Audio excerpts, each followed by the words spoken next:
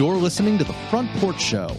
Some shows are niche shows, talking about specific topics. Others, shows about nothing. This show is the show about everything. On The Front Porch Show, we'll talk about current events, some news, a little bit of politics, along with a whole lot of life. Welcome to our Front Porch. 1-402-799-1811. That is the message line number. You're live with Aaron and Tombstone. Are we actually live today? Oh, no, we're not, actually. Oh, okay. Where's the video? Where's the video going? The video is being recorded and then sent to YouTube later. Ah, okay. So you're doing overlay. Yeah. Awesome. You know, one of those things. Well, It makes it a little easier. Try not to pick my nose or hug me or anything like that. Yeah, we welcome you back to the fold. It's good to have you back, fellow sheep. It's good to be back, fellow sheep. Fellow sheep. I'm a sheeple. Ozzy's gone this weekend. Took a long weekend with the family, I believe. You're a sheeple if you've been fleeced. There you go. Oh, taxes, man. We've all been fleeced. We've all been fleeced. That's right.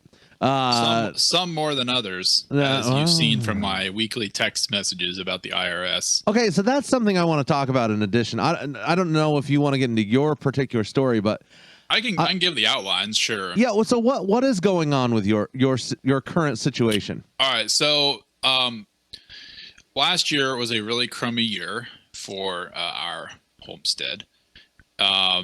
We did not make very much money, and at the beginning of the year, we also used the Obamacare marketplace for health insurance, right? So when you go to sign up for health insurance in November of the previous calendar year, you get an estimate based on your adjusted gross income. Okay. Which is an IRS number, which is basically how much money you made after all your deductions. There's a little more that goes into it than that, but that's basically what it is. Right. So I made that's actually before your deductions. It's your adjusted, like I said, adjusted gross income. I forget what it's adjusted from, but it's adjusted. That's important. So anyways, my adjusted gross income was really low, and much lower. It's about half what I thought it was going to be at the beginning of the year. So my estimates for coverage were high, and when I got all my tax documents at the beginning of the year, a year later, after all this, I got a 1095, and it was not clear to me what that was for, and it didn't say what to do with it, so I didn't include it in my filing, but apparently that is how they correlate what you spent on insurance with the marketplace to what your actual income was, and I overpaid by like $900. So, well, that's not cool. So I'm getting more money back, but I've had to wait 4 or 5 months to get it because my return went to an error pile, and it went to the errors department, which is very ominous sounding. And I filed in early February. I sent in the additional documentation in late March. Man, so you got on it, but unfortunately that was COVID time, right? Yeah, and COVID is probably why I haven't gotten it back. So you're still waiting? Closed. Yeah. Like the IRS was flat closed for like a month and a half. Man. So, but such a shame. Such a shame. The IRS was closed. It's not going to affect how much you owe them. No, it won't, and didn't. So I finally called this week, and I've been dreading trying to do this. So I Googled how to talk to a human at the IRS, and I found I had to go through 6 or 7 options in a phone menu to drill down to get to a human being, and was finally able to get to a human being, a very nice lady, and she looked at it, and she said it'd be another 4 to 6 weeks probably. Oy. But I don't know. I had no idea when it'll actually come. Man. So I just keep going to irs.gov and checking my refund status, and it says your return is still. Do you think that's accurate? Like, it's supposed to be. I mean, I hate to. There's not a lot of specific information in there, but the main reason I called them is to make sure they didn't need anything from me, right? To make sure I was not holding it up, and that's not the case. So it's in the very capable hands of our public servants, Aaron. Everything's going to be A-OK, just peachy. Yeah. So yeah. Okay. So you want to go ahead and talk about the boat thing? So get into that. Yeah. Or refresh the viewer, the listeners. You sparked my. I want to later on in the show. I want to talk about Biden and taxes. Yeah, because I did some research this week. I mean, shocking. I did research this week for the show, and I am scared to death if Biden wins because of taxes. Okay, well, not necessarily. He can't write tax policy all on his own. He has to have the help of the Republicans in Congress. Correct, unless they lose the Senate. I mean, or unless they just decide to pass taxes. Well, I shocking if they did. But I'm sitting there and I'm like, oh man, this is crazy. But yeah, we'll talk about that later on in the show because that floored me. So your boat, last time we left you were doing some fiberglass repairs. Yeah, so I got that mostly done. I've got it dried out. I need to put a cover on it. But so then I actually went sailing with a guy a couple months ago at Lake Hartwell who has a boat almost identical to mine. Oh, fun. And it was a lot of fun. It was really hot. There was not much of breeze. I had a good time and I learned some things. But what I learned about the Buccaneer, which is the boat I have, it is a racing boat. It's like trying to learn to drive in trying to think of it something equivalent. Porsche 1911. No, yeah, something really fast and really light and very unstable. It's not ideal. It's not dangerous per se. An old Porsche 1911. Yeah, it's not inherently dangerous. It's not like it's not going to sink because it's got flotation in it, but it is prone to tipping over, and it carries a lot of sail for the size. So it's quite quick, but if you mess up a tack, you might be in the water. Well, that's fun with all the kids loaded up on the boat. The kids, I could not take the kids on the boat. Unless it was really calm. The other hang up is there are different versions of this boat. There are two major drawbacks to the boat as it sits right now. Okay. I have to have help putting up the mast. So if I drive it out to the lake, it's not possible for me to put up the mast by myself. It's just not a one-person job. It's a two-person job. And you have to have it so I could change it. I could change the configuration and add a step to the mast with a pin, and then you pin the mast and then you just rotate it straight up. Right. That's really easy, but I have to do some mods and cutting and gluing, and it'd be a big project for me personally. The other problem is the boom is really low. So if you're sailing two-handed or four-handed with the family, trying to squeeze between the centerboard cap and the boom is really difficult for someone my size. It's just just really too low. I think I hear what you're saying here. I'm too fat to sail. Yes. No, I'm thinking you're saying you need a bigger boat. That is exactly what I'm saying. Yes. Okay, so hang on. I'm going to circle back to that. So okay. I still actually really want to sail the Buccaneer. It's not worth anything, so I'm thinking about just hanging on to it and putting a cover on it and putting it in my backyard. It's not going to go anywhere as long as it's dry. It's not going to deteriorate. So this sounds like the same situation that Ozzy's dad found himself in. Yes. Where the boat's just sitting in his backyard. Yeah. And his wife sits there and stares at it while she's washing dishes and wonders where is it going. If I had, fortunately I have it around the side of the house, so my wife doesn't have to look at it. There you go. You're smart. So man. if I had more money, I would probably just fix it and call it good, and then I would either use it or give it away. And I may give it away as is because I'm pretty sure I could find a happy home for it because there's enough of it there. Oh yeah. At this point in the boating market, not that I've been looking very hard, but boats are basically free now. I mean, older fiberglass boats are basically free. Especially if they're missing things. Like I'm missing a jib sail, and you really need a jib sail to sail this boat. Right. I have pretty much everything else except a rudder. You need a rudder. That's semi-critical. Yeah, but I mean, they're not expensive. You just gotta you can make one your own with the Sure bars beats in the sticking your garage. hand in the water and trying to guide it, you know? Yeah. So, but the main drawback for me is the combination of the mast thing. Cause like, okay, Yeah. if I take someone with me, like if I take my friend to go sail with me, we can get the mast up, but then once we're in the water, someone's gonna have to squeeze between the boom and the centerboard cap. Right. That's gonna be a pain. So I don't know. What kind of boat is it again? It's a Buccaneer. It's a Chrysler Buccaneer 18. It was made in 1972.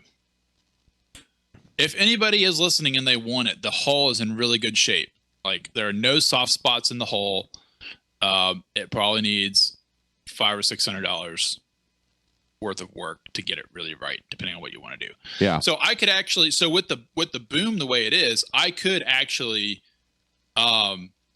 single hand it without having to go back and forth, because you can do the jib lines from the back of the boat. You don't have to be in the front of the boat, but then the person, whoever I have, wouldn't actually be able to actually sail with me. They'd just be riding along. So well, right. And then if they were not as experienced, that they wanted to try hand at the tiller, then I would have to be doing the jib, right, going underneath the boom. So there's no good way to do this. So when I talked to my guy down at the sailing club, he's like, well, you should think about getting a Flying Scot. So I started looking at Flying Scots.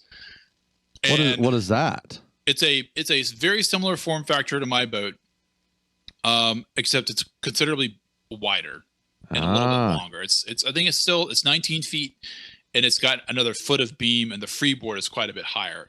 So it's not as tippy, and it's a lot less prone to take on water. It stays a lot drier, because the Buccaneer is not designed to stay dry on the inside. It's designed to get wet. When I'm sitting here looking at these pictures of people and they're hanging over the edge of the boat to keep it from flipping over. That's the Buccaneer. Yeah. No, I've got a picture of a Scot here. Oh, I mean, I suppose you could hang off a Scot. Wow. If you're really flogging it. Wow, that's crazy. But from what Ronnie told me, it's a lot harder to tip over a Scot. Oh, 1, 2, 3, it's 4, 5, 6, it's a lot beamier, and it's a lot more stable. So I'm looking at a picture of a Scot here with 7 people on board. Yeah, they're pretty roomy. Yeah, that's not bad. The cockpit in the Scot, when you look at it, it looks like it's about twice the size of a Buccaneer. Yeah. It's not twice the size, but it's considerably larger. 8 people in this one. And your feet stay drier. There's a lot of people in this one. Wow, good grief. That's nice. So, but a 50-year-old Flying Scot in good condition is about $3,500. That's what I'm seeing here. That's what I'm seeing. So it's within my price range, but not this year. Probably next year. I hear you. But I don't need anything. So here's what I'm thinking. Here are my options. So I could go ahead and spend the extra money on the Buccaneer, which I don't really want to do right now because it's not what I need. And I've also thought about going ahead and giving it away, so it's off my conscience. I don't have to worry about it. It's not bugging me to fix it up. Getting a Sunfish for the next few years. Yeah. To learn to sail on, and I can take Johanna out on it. Right. And then later upgrade to something bigger. But here, honestly, I can't afford another hobby right now. I can't afford a boat. I can barely afford my motorcycle, and I'm actually using the motorcycle. So I think I'm just going to let the boat thing go. I have learned a lot in the process of owning one and trying to fix it up even a little bit. I've learned a ton. So hasn't been a waste of time, but trying to be realistic. They say it's a money pit, but boats that is. But small fiberglass boats are slightly less money pity. Yeah, right. But there's a lot of stuff that can go wrong. There's way more stuff that can go wrong than I envisioned when I first started looking. I hear you for sure. I hear you. See, I figure if I wanted to do something crazy like that, I would need something a little bigger. To fit the family. I'd like something that we could all sack out in overnight. Mm-hmm. For like take it up to Yankton and camp out in it. Yeah. But yeah, and I'm like my family is already past the 22-foot Tanzer camping stage. Right. I mean, we could do it, but it wouldn't really be very fun. No, I hear you. Especially not in the summer down here. No, that'd be rough. So. But I've also looked at doing that. I can find 22-foot Catalinas for $1,700-$1,800. They're super cheap. And I would definitely do that. I think I would enjoy sailing that, even not necessarily as an overnight family boat, but right, those are right. those are stable and easy to sail, Oh, supposedly. yeah, absolutely. You can put a motor on the back. Right. You can put a motor on the back of the Buccaneer, but it's not really designed for it. No. Yeah, exactly. But again, 22-foot Catalina, there's a lot of stuff to work on and maintain. I've told you my crazy pipe dream, right? Well, buying a really big boat. I would love to. I'd love to build a boat. I'd love to build fiberglass or wood. No, steel. Steel, welded, man. Welded. Like it. Easier to find people around the world who can weld than fix fiberglass. So how wood. common are steel sailboats? I know there are some. Fairly common in the home built realm. I shouldn't say fairly common because I think most common is fiberglass. But I'd say they're not rare. But yeah, I think that would be that'd just be a fantastic. What gauge of steel would you use? It'd be not 1/4 inch. The one less than 1/4, 3/8 inch steel, 3-inch steel plate. That's more than a quarter. No, then it's not. Then it's not that.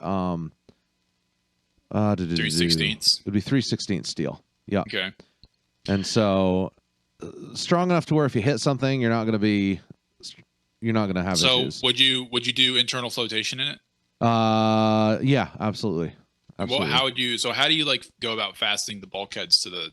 So it's all welded. It's all welded. You end up with two watertight compartments inside the boat. Gotcha. Okay. I'm a sucker for the pilot house boats because I like the idea of the salon area. So when do we start? We're talking like a 45-footer. When do we start? And as soon as I get a welder. No, have you worked out the raw materials costs? I'm guessing it's going to be somewhat steep. It's a little steep. You know, the irony of the whole thing. The irony of the whole thing is that the materials are about as cheap as fitting it out. Yeah. Like I can build the entire hull and mast for the same price as, fitting it with the cables and the sails and everything. What's been interesting is I don't know, did I add you to this fiberglass sailboat repair group, or maybe did I just add you to the I don't know, the appreciation group for I'm in a couple sailboat groups with you. So fiberglass boats are fairly inexpensive to make.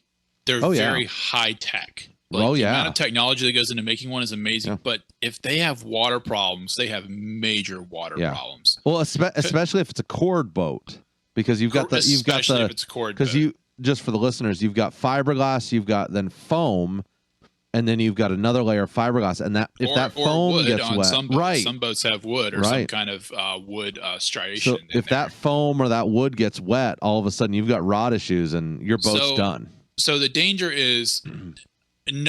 Very few boats are perfectly watertight because on the deck you have all kind of stuff screwed into the deck or attached to the deck in various ways, and those fitments can leak water. And if that happens over time and it doesn't have a chance to dry out, you're going to have major rotting problems. That's when you get soft spots in the hull. That's when you start to get other problems. So that was my draw to the steel boat. However, steel is not without its own issues. I mean, you get steel in a marine environment and it's not treated properly. Oh yeah, you're gonna have issues. I mean, you're gonna be spending a lot of money on coating. But the simple fact is that you can re-weld a plate on a piece of steel. You can't really fix an entire leaky foam core. But it's time consuming and it's not easy. Oh yeah, absolutely. It's actually not particular. Now the labor would be expensive. The parts are actually not particularly expensive. No. And I mean, I don't know. Aaron, I've seen some incredible repairs. Like I saw some pictures of a guy who repaired I want to say it was a 37-foot boat during Hurricane Florence. It was sitting on jack stands in Wilmington or New Bern or somewhere out there, and it fell off, cracked the hull, like a 4-foot crack down the fiberglass hull. He cut it all away, repaired it with structural fiberglass, and he's getting ready to put it in the water. No kid, good for him. And like the entire interior was all crushed. It was crushed like an egg. Yeah. And he fixed it all up. But I have no idea how long it took him. He's like retired. That's impressive though. Yeah. That's fantastic. So with time and determination, there's a lot you can do with fiberglass, but it's not I'm looking at a picture. It's I'm not looking easy. at a picture here. I'm actually gonna pop it up here for the YouTube folks here. That is crazy. Like that is a massive hole in the side of a boat. What are you looking at? Here I'll drop you the link real quick. Where are you? I lost my tab. No. Here we are. There you are. All right, dropped you a link there. No, I mean that hole is massive in the side of the boat, and that's a big one. And good grief, that's nuts. But like I said, with enough time, you can make it. Oh right. yeah. So I've been looking at the Roberts boats. Is that a steel boat? I like. Oh yeah. Well, so here's the thing: you can do it out of fiberglass, or you can do it out of steel. I'm googling it. But yeah, so the okay, that's gorgeous. Yeah, it is. I do see it has a very nice large pilot house. I totally get that. Yeah, I'm as I said, I'm an absolute sucker for the Roberts sailboats. So just fantasizing here and thinking way far out. So Chris and I have planned on by the grace of God, retiring early at some point, like when we're 50 or 55. And one of the things we've talked about, or actually I don't know if I've actually asked her, I've thought about it though. One of the things I thought about is cashing out of the house and getting a 40-foot boat. Yeah, absolutely. But the problem is, I mean, a house, you do have to maintain it, and if you don't, it'll lose its value. But boats, much more so. Yes. It's not a safe place to put your money. So see, I don't know. But if I sell my house for $240,000, that's a nice boat. You could take half of that and buy a really nice boat, and you could probably take half of that and buy a nice boat that doesn't need a lot done to it, and then Well, right. But you still have $120,000 sitting in the water. So my thought is this: there's a lot of really beautiful places in this world that you can't see by flying to. Yeah, and I would like to take like 2 or 3 years and sail the world. Yeah, it'd be great. And so I honestly would be happy just sailing up and down the East Coast of the United States. Like that would be fun for me. I would going to the Outer Banks and going to Maine, and I'd like to see Nova Scotia. I'd like to see the Pacific side of South America. Okay. The fjords through there. They're not called fjords. What are they called? I don't know. Archipelagos. Yeah, through there. Like there's literally thousands of miles of thousands of islands down there that you can just sail through. Yeah, but the weather's terrible. Yeah. Have you ever seen videos of like racing boats going through the South Atlantic? Oh, like Straits of Magellan? Yeah, good grief. Yeah, even east of there, like St. Helens and up through there, it's like between Africa and it's gnarly. It's gnarly. It's absolutely brutal. I think that crossing there would be absolutely ridiculous. So I follow a bunch of people. We're getting so nerdy here, and it's awesome. I love it. Okay, did you see the video of the guy sailing from San Francisco to Honolulu in a 23-foot boat? Yes. Did you watch the whole thing? I did not watch the whole thing. There's a part in the middle where he goes a little bit insane. It's kind of scary. I bet. He starts getting he's like trying to make friends with this bird that lands on his boat. He's getting a little bit batty. You didn't see that part? No. You got to go back and watch it. That's funny.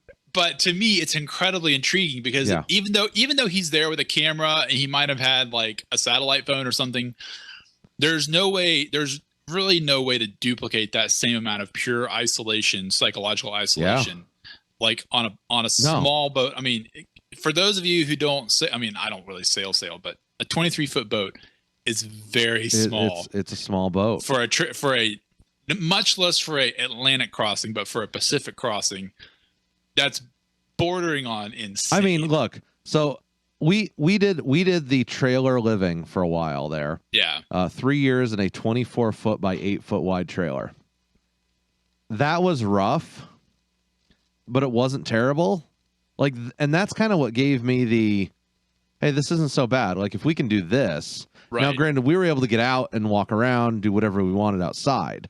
Right. And obviously we're going to work. But I don't know. It's small.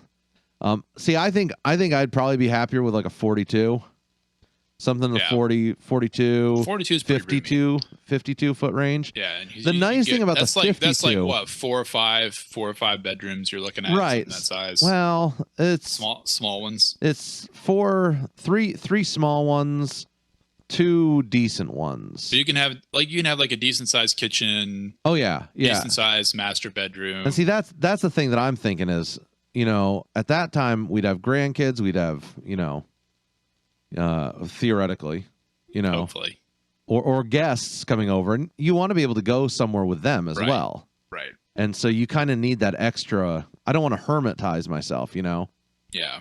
And so, I mean, that's the other nice thing is with the kids and the grandkids, you can just go crash at their place anytime you want. So I did read a blog, or maybe it was a YouTube, about a family. It was a family with 2 boys and 1 girl, I think, and they're like elementary, middle school age. Yeah. And they were doing the Pacific Crossing. Oh, I read that. I don't remember the name of the boat. But they had an older boat, but it looked like it was comfortable. Yeah. The kids had an Xbox or whatever, so. Oh yeah. Like, yeah, that could work.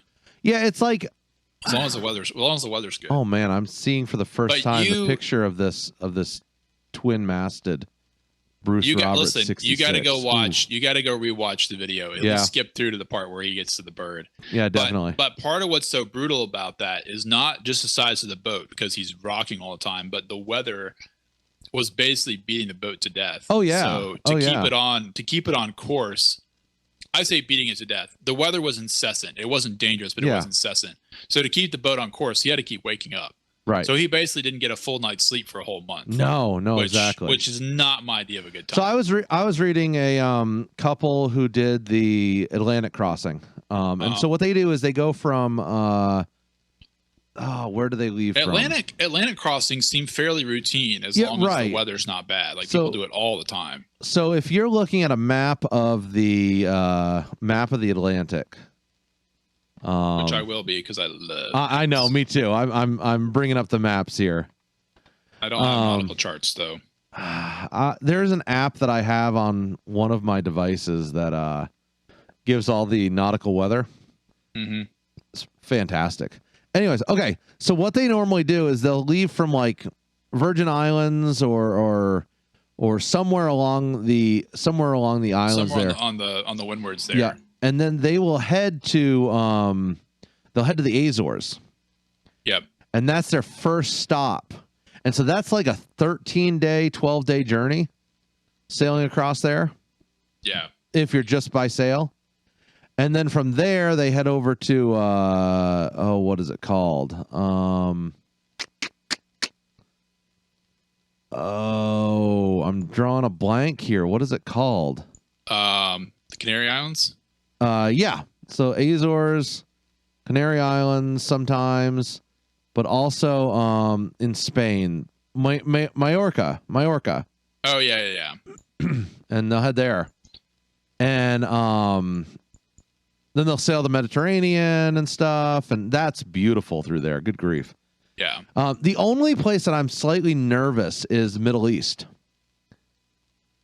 Like I've done reading on, around the world travel, and they're like, yeah, so you gather stay strapped or get clapped. You gather like somewhere in the Arabian Sea, there's an oil rig with mercenaries. Mm-hmm. And you literally you'll form a flotilla and you'll sail through the Gulf of Aden and the Red Sea with mercenaries. That doesn't sound scary at all. No. And when do we leave? I was like, oh man, you knew it. I know. And then they sail up through the Suez Canal. Right. And so yeah, it's crazy. It's fantastic. Like, it's nuts. All right, we should probably give the listeners a break. Right, they're like, y'all are talking about sailing. This is not a sailing show. And we don't even know anything about sailing. It's great. I mean, quite frankly, we don't know anything about anything, anyways. But here we are. So, here you are. I know. We'll be right back.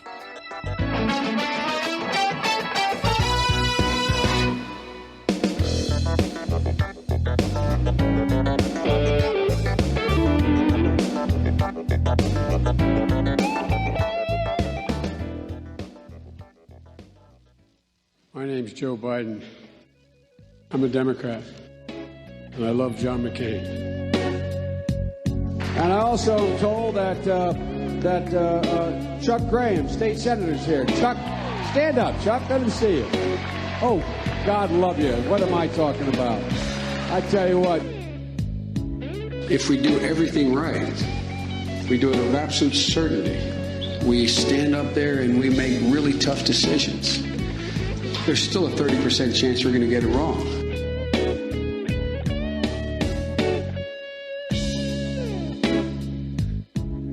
He's been strangely absent from the news the last, 3 months, 4 months. Presumptive nominee of the Democratic Party there, folks. Not around. This is going to be less about what I can say about Joe Biden versus what I should say. Dude, I hear you. I am. It is no. Now, it is Joe not. Biden, to his credit, does not appear on the Epstein list. So that is a good point. Unlike the other presumptive nominee, which there, but he has been. But he has been. I think the phrase is credibly accused of sexual assault.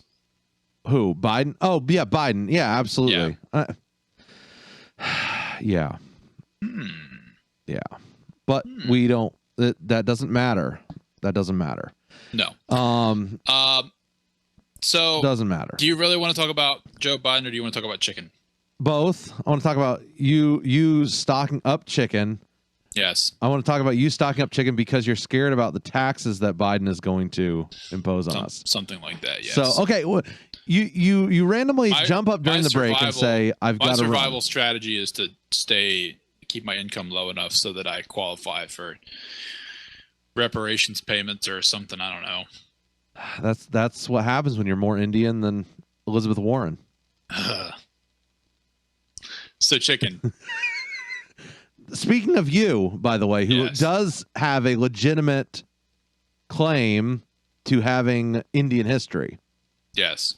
I'm clarifying for the audience here, just to make sure that but still more than 1,000 more than Elizabeth Warren. Exactly. Not by much, but by a little bit. Well, 1/500th is more than she is. Yeah. And you're more than that. So I'm just saying. Yeah. Your claim is very strong. My claim is very strong. You are our resident Native American. The funny thing about that is that Americans have been in the South. White Americans have been in the South. Well, so Black Americans, for that matter, have been in the South about as long as the Cherokee were. Yes. Before they were displaced. Yeah. Yeah. So we're gonna have to revisit all those claims and things here in about 50 years. I know. But the Cherokee themselves misplaced Mississippian culture. So, but nobody really knows. Yeah, it's very fascinating. Because there's a lot of movement. There's a lot of movement of the various Indian tribes in the like 13 to 14, 1500 time period. And nobody really knows why and where everybody ended up. Most of those tribes did not have any written history at all. No. In fact, I don't believe. Yeah, there were no written languages until I can't remember who wrote the Cherokee alphabet. I want to say it was Sequoia. Not sure if that's right or not. I don't remember. But he devised a written Cherokee language. But there was a lot of what we do know is that there was a lot of warring.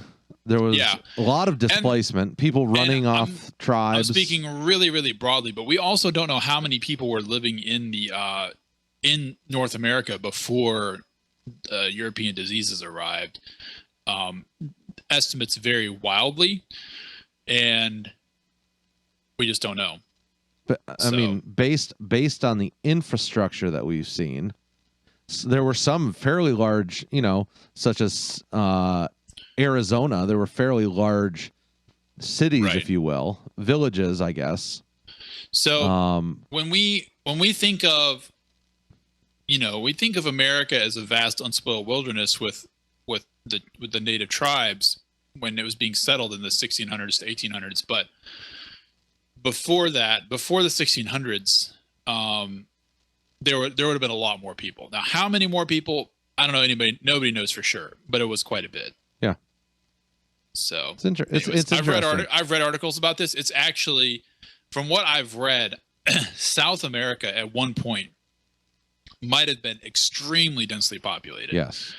And that is very evident from their archaeological. They found really interesting agricultural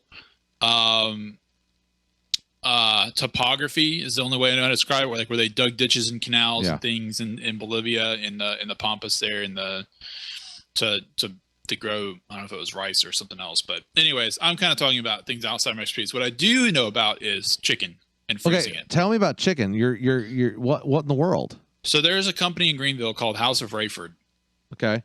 I have no idea why it's called that, but it's called House of Rayford, and they are I don't know if they butcher it, but I'm assuming they butcher chickens and process chickens. They do. I think they mostly cater to restaurants. Okay. So they sell really delicious, plump, juicy chicken. It's not. I'm sure it's not free range, but it is pretty nice. It's pretty good, and they sell it. Since the coronavirus, they have been doing occasional sales to private individuals for about 90 cents a pound. Whoa, hey there. Which is cheaper than I can grow it myself. Yes.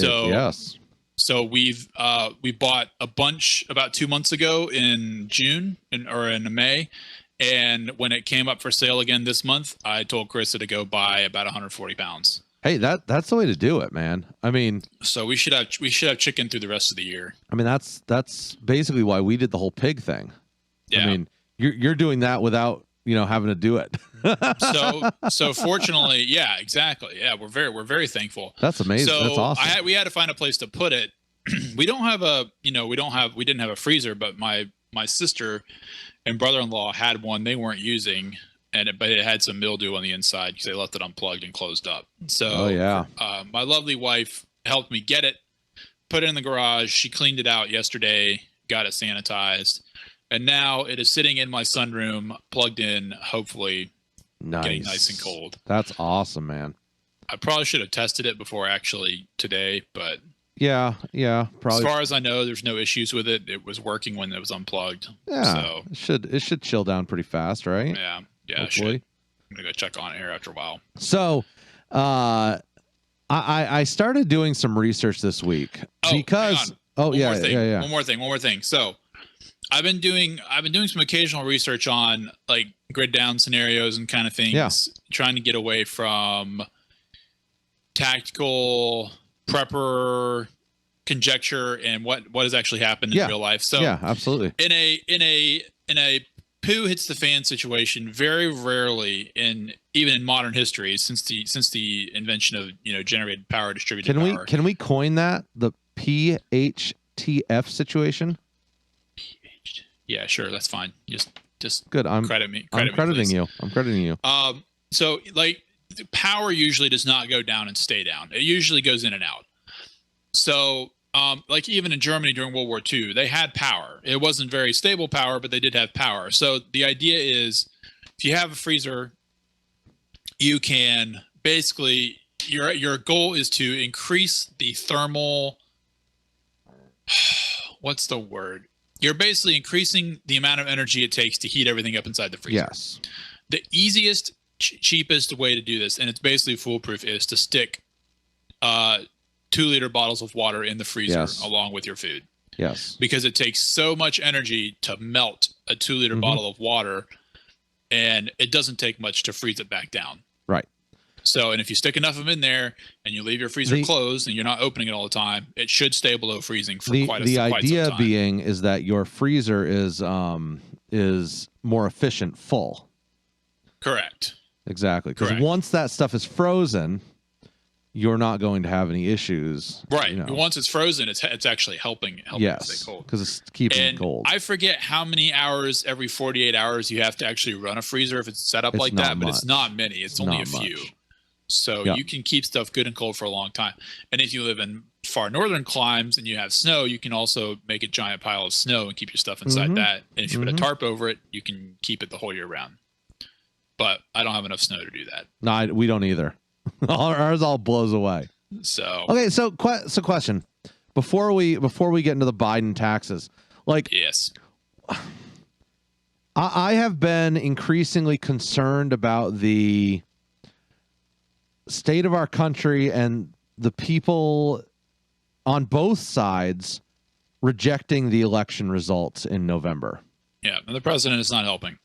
No, he's not, and that concerns me. I mean, the president is doing the opposite of helping. Now, the media came out the other day and screamed that he wanted to postpone the election, which he never said. He didn't say that. But now, what he did say was bad enough. Do we need to quote it? Do you have it handy? The tweet said, and I quote, I can Google it if I need to. I had it here and I've totally dropped it. So the president said, and I quote, with universal mail-in voting, not absentee voting, which is good, 2020 will be the most inaccurate and fraudulent election in history.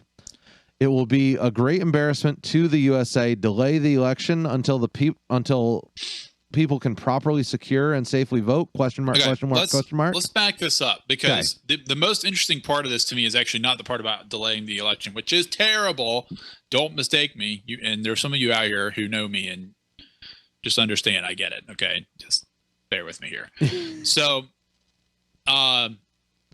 what is universal mail-in voting? That universal mail-in voting is that anyone can mail-in vote from anywhere in the.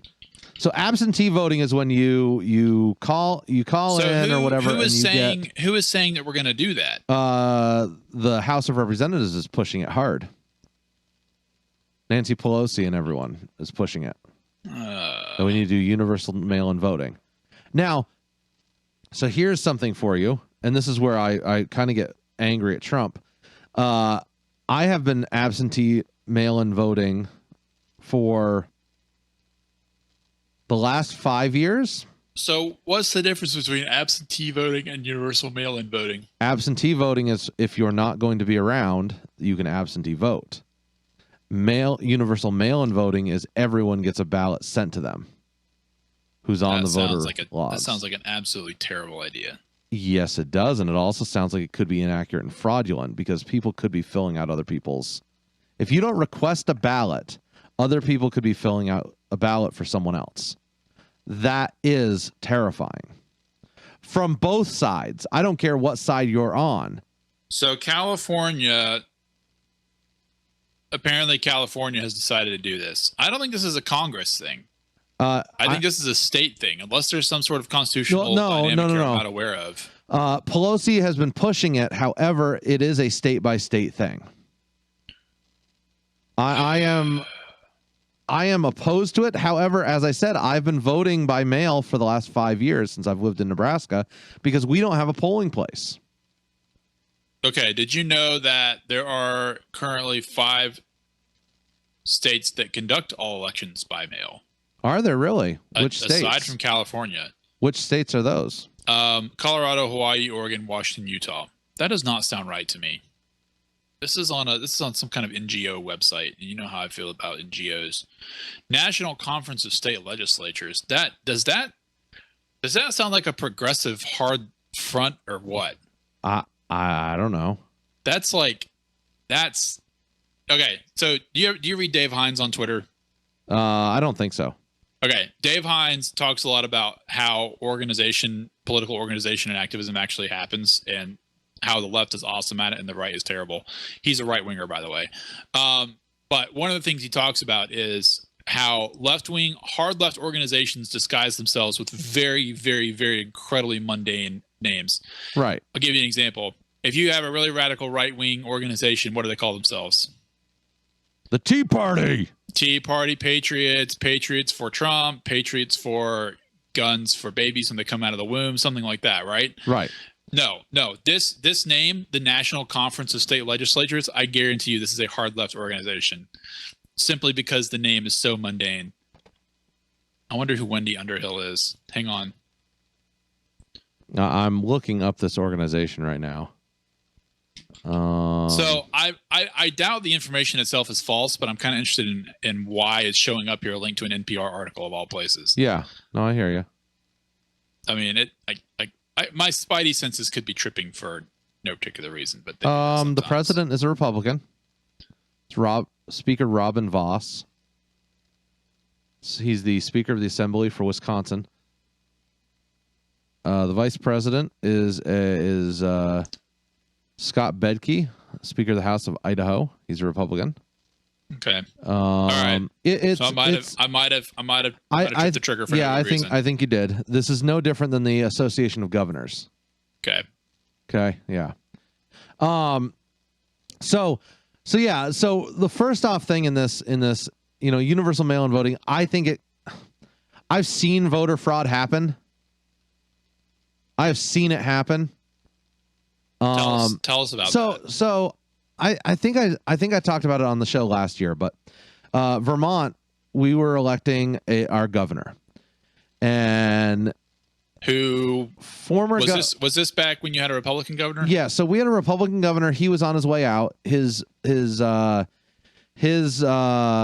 lieutenant governor was running for office against a Democrat. I think it was Shumlin or something was the governor who was the Democrat who was running for office. Anyways, the votes were split about 50-50, and it was going to be a nail biter through the end. And all of a sudden, like, they called off calling the votes that night because Shumlin wasn't going to win. Shumlin was the Democrat. He wasn't going to win. And so all the media sources said, no, we're not going to call it tonight. We're not going to look at it, even though Phil Scott was like ahead by, a percentage or something. Well, the next day they find a box of ballots in the back of a car. And just shockingly, almost all of them were for Shumlin. Fascinating. Pushing the number over the top, and Shumlin wins. And I'm like, really? Really? It's like, you can't make this stuff up. We happen to find a box of ballots in the back of a car. So this is definitely a state issue, not a Fed issue. Unless the feds are going to give like grants or something, which is that's how the feds do things. And right? that's how the feds. They don't pass a law; they pass grant money. Right. They say, you give us all this money, we will give it to you if you comply. They'll call Governor McMaster or who's the governor of Georgia? I can't remember. I don't remember. To say, hey, with the coronavirus and everything going on, we would really like to make everything safer for your citizens. Please let us cut you a check for $15 million to mail out all these ballots and get them processed, and hire 2,000 people to process them, over 3 days, whatever, during election time, and train them. That's how it goes. That's how it works. So we'll see if that it's almost extortionary. But anyways, extortion's kind of a strong word. Tit for tat, they call it. Okay, but here's the thing. Politicians are not good at saying no to money that is more or less free, right? They're just not. That's not what they do. So it's just the language they speak. I don't know. I'm trying not to be any more cynical than necessary. I know you aren't. I know. Let's circle back. Sum all this up. Hang on. Well, go ahead. To sum it up, we got to talk about Trump's what he actually said about the election. He never actually said, let's delay the election. No, he didn't. But asking the question is bad. He should not be asking that question. But then That's not a question for him to ask. Then he tweets yesterday. I think it was yesterday. He says, let's push up the election. Let's have it early. That's not helpful either. That's the opposite of helpful. I know. I know. And this is the problem with Trump. He doesn't help himself. Yeah, he also doesn't have the power to delay the election. So, no, there you go. Even if he wanted to, if Trump or his chief of staff now, I forget that he goes through so many. Did they pick? If Trump's chief of staff calls up the Federal Election Commission and says, "Hey, we need to push the election back 2 weeks or 2 months," they're going to tell him to go to where. They're not going to sign off on that. Yeah. Oh no, not a chance. So it's Trump says and does stuff all the time, and even if it's something that's within his power to do, like declassify documents or whatever, he just doesn't do it. He runs his mouth and he talks crap. And Yeah. that's one of my main beefs with him. Cab driver from Brooklyn. Crackhead Uber. Yeah. I know. So those of you that are moderate people out there in the audience, guys, I know that Trump talks about doing stuff all the time that he doesn't have the power to do, but I don't have any worry that he's actually going to do it because nobody's going to sign off on it. No, I think that's especially not least of all, but especially the military. Right. The Pentagon is not run by people that vote Republican. It's just not. It hasn't been in decades. So one of the things that I keep saying, and I hate to sound like I'm being pragmatic, I'm not going to vote for Trump. I'm just not. Are you gonna vote for Joe Jorgensen though? Probably not. No. I said on the show last week, I'm voting Kanye and Terry Crews. If Kanye gets on the ballot, I might vote for him. I don't want to say that I definitely will, but I hear you, man. I don't think I have any better option at this point. But I'm sitting here going, policy wise, Trump is much better than Biden. If you're going for either or here, policy wise, Trump is much better than Biden. And everyone's like, but he's a racist.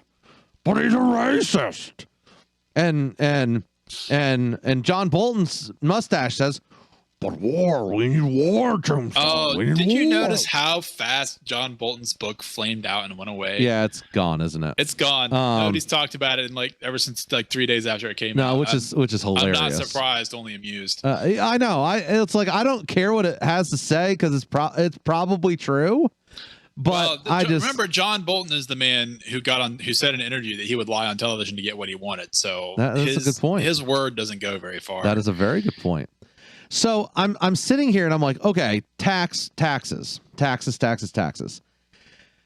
And I was like, well, before I just come on the show and I'm like, policy wise, Biden sucks. I actually need proof behind that.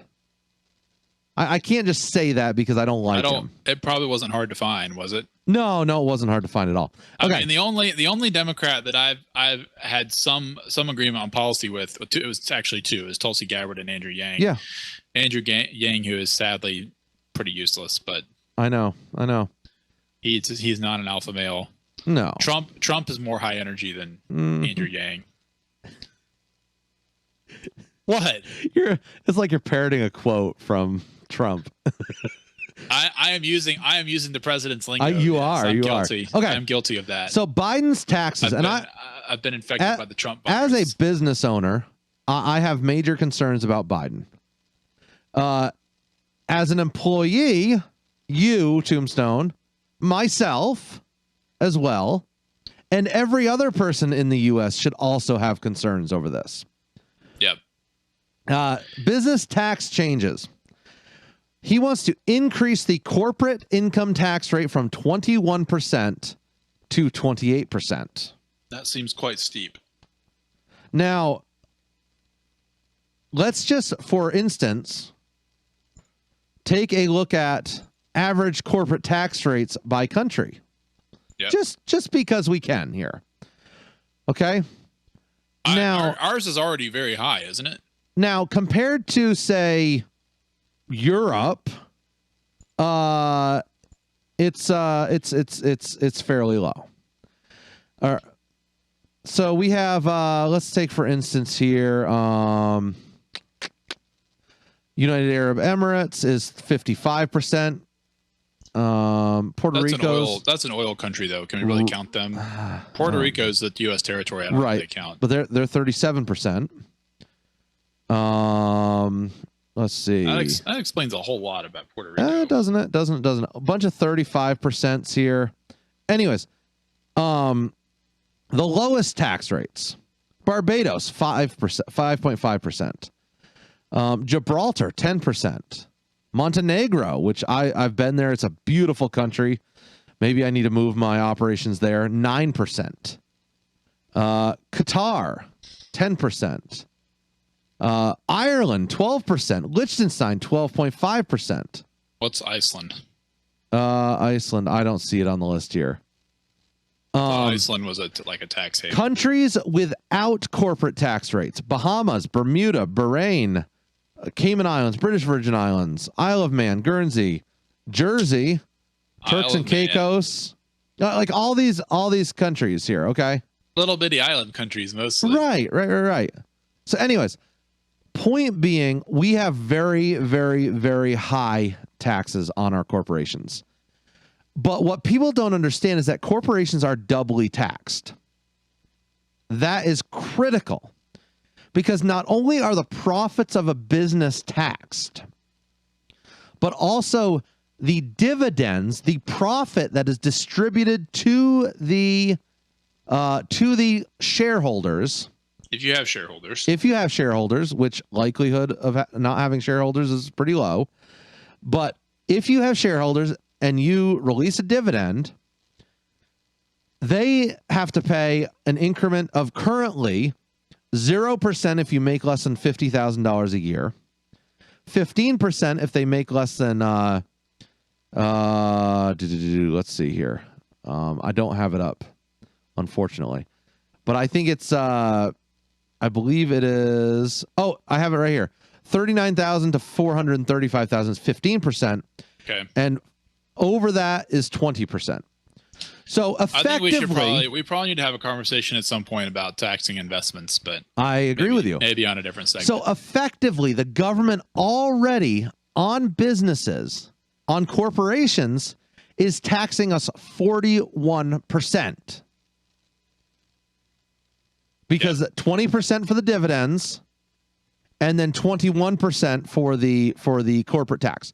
So of your corporate profits, say, just for instance, you make $100 in profit, $41 of that immediately goes, well, not immediately because you have to file your taxes. $41 of that goes to the federal government. You only get 59% of your profits. Okay, so that's where we sit with that. Under the Biden tax changes, he wants 28% in tax, boosting that number effectively to, what would it be? 48%. That's too early for math, man. Sorry. I know. I'm sorry. I'm throwing 9:30 in the morning. 48%. But what that doesn't include is the increase that he wants to do to the dividends. Now, he claims he's not going to raise taxes on anyone earning less than $400,000 a year. Okay. I call bullcrap on that. He's not going to raise income taxes on someone who makes less than $400,000 a year. But it's going to increase the capital gains tax, which, how many people have a 401k in our listening audience? Probably almost all of them. Who, has several thousand in retirement stacked away that's in mutual funds? Probably most of you. You're going to get socked. Effectively, the tax rate is going to be over 50% for you. Corporate tax rate and dividends added together, over 50%. Now, I want to ask you, Tombstone. But hang on though. Is this really a fair thing to say that because 401k, if you're invested in something in your 401k, you're not seeing what the marginal tax rate is, or you're paying tax. You are paying taxes on that. You're paying tax on that, and as a business owner, that is dividends that you are not getting. But even for business owners, they should be spending that money and charging it off, not hanging on to that cash anyway. I agree with you, but if you have dividends, if you are releasing dividends to your owners, you are paying over 50% in tax under Biden's plan.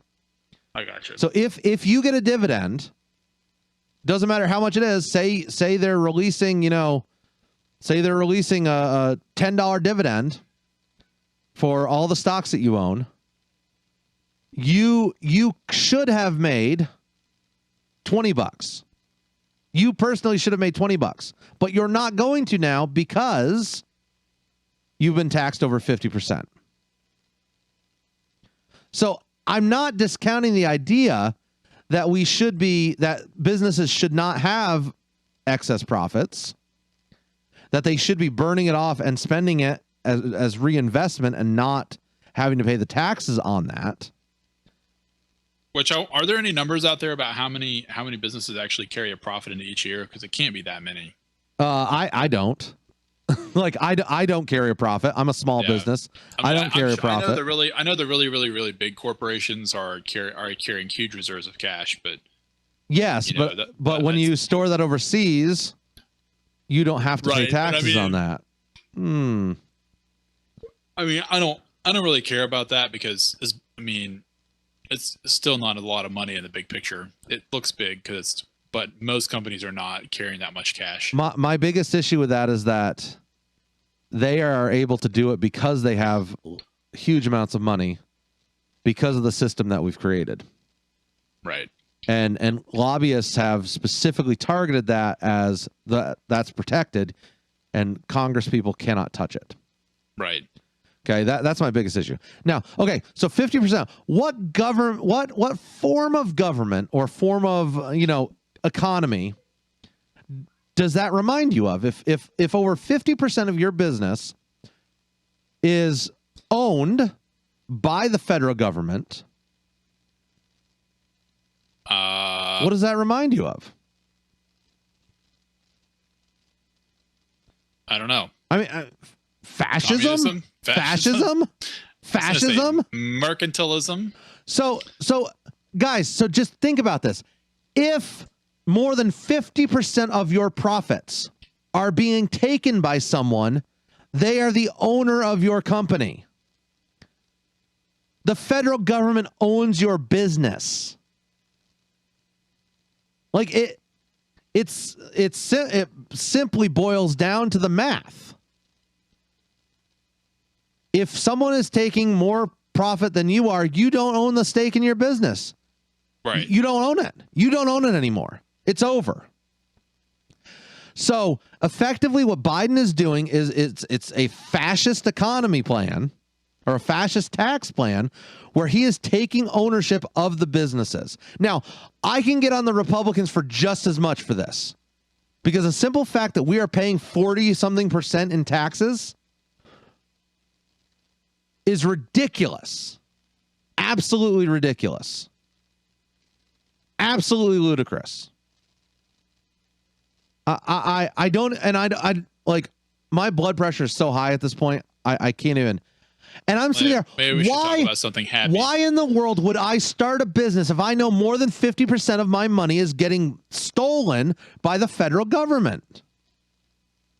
When does if you had a regulated monopoly on something. When does it, like Amazon or Google or they don't have regulated monopolies. They're getting close. They're getting close. I mean, they're getting close. Other than the fact that nobody actually cares that they're following the law. I mean, beside that fact. So when is the point when the taxation becomes immoral? Well, I'm asking the question. When is the point? What percentage does it become immoral that the government is taking your money? Over 50%? 10%. 10%? 10% is good enough for Jesus. Let's go with should be good enough for the government. Yeah. 10%. I anything less than what we're paying now, I can get behind. I'll be quite honest. Because it's ridiculous. We are being taxed into oblivion. Not only do you pay income well, I can't say that. 50% of the country does not actually pay income taxes. That's a whole different conversation. So I can't say you're paying taxes. Basically, the only tax you're paying is the sales tax.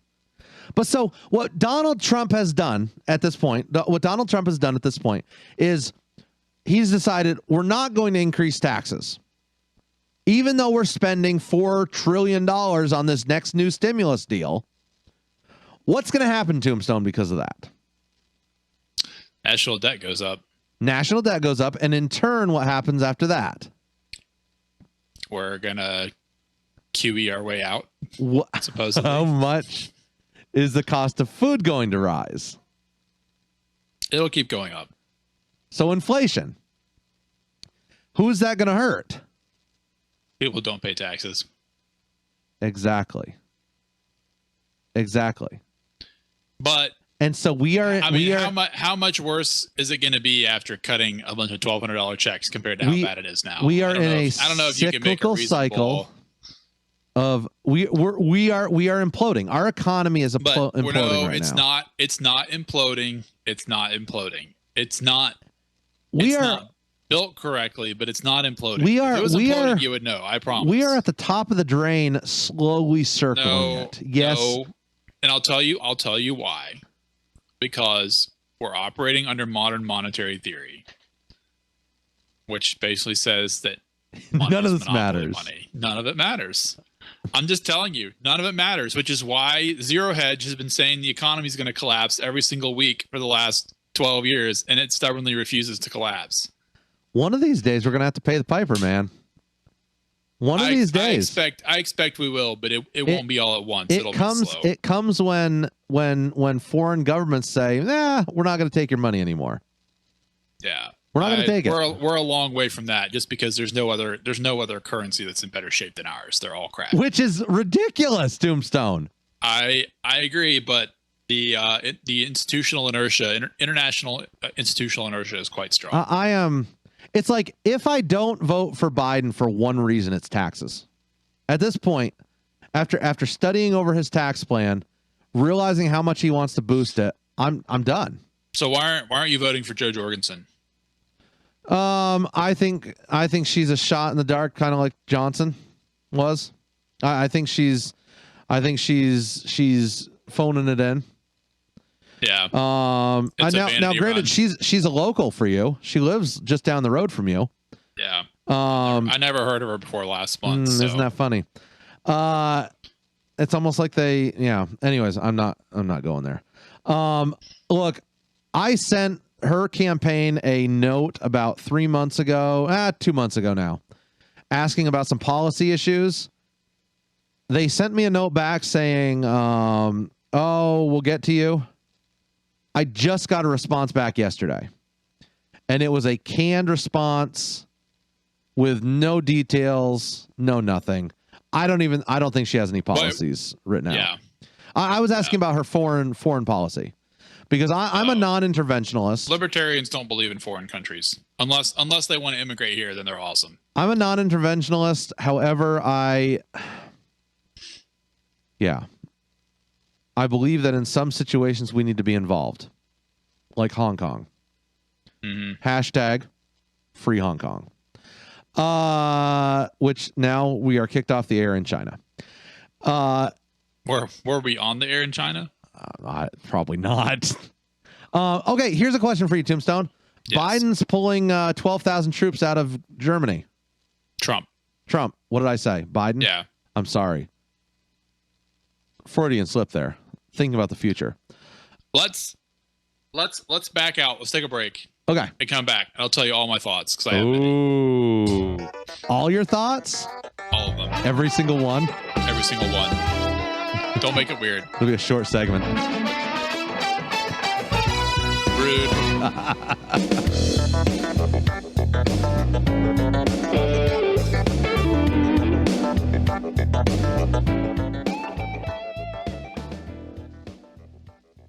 Did you see where Biden wants to take me to the back of the barn? Me.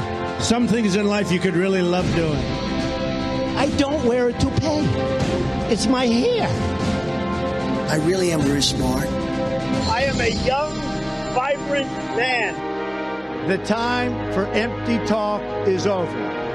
Now arrives the hour of action. We will make America great again.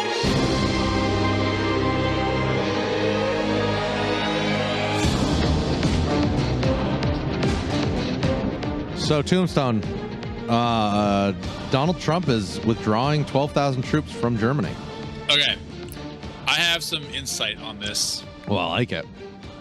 So, someone that I am acquainted with posted this week on LinkedIn that Trump's withdrawal of troops from Germany was traitorous.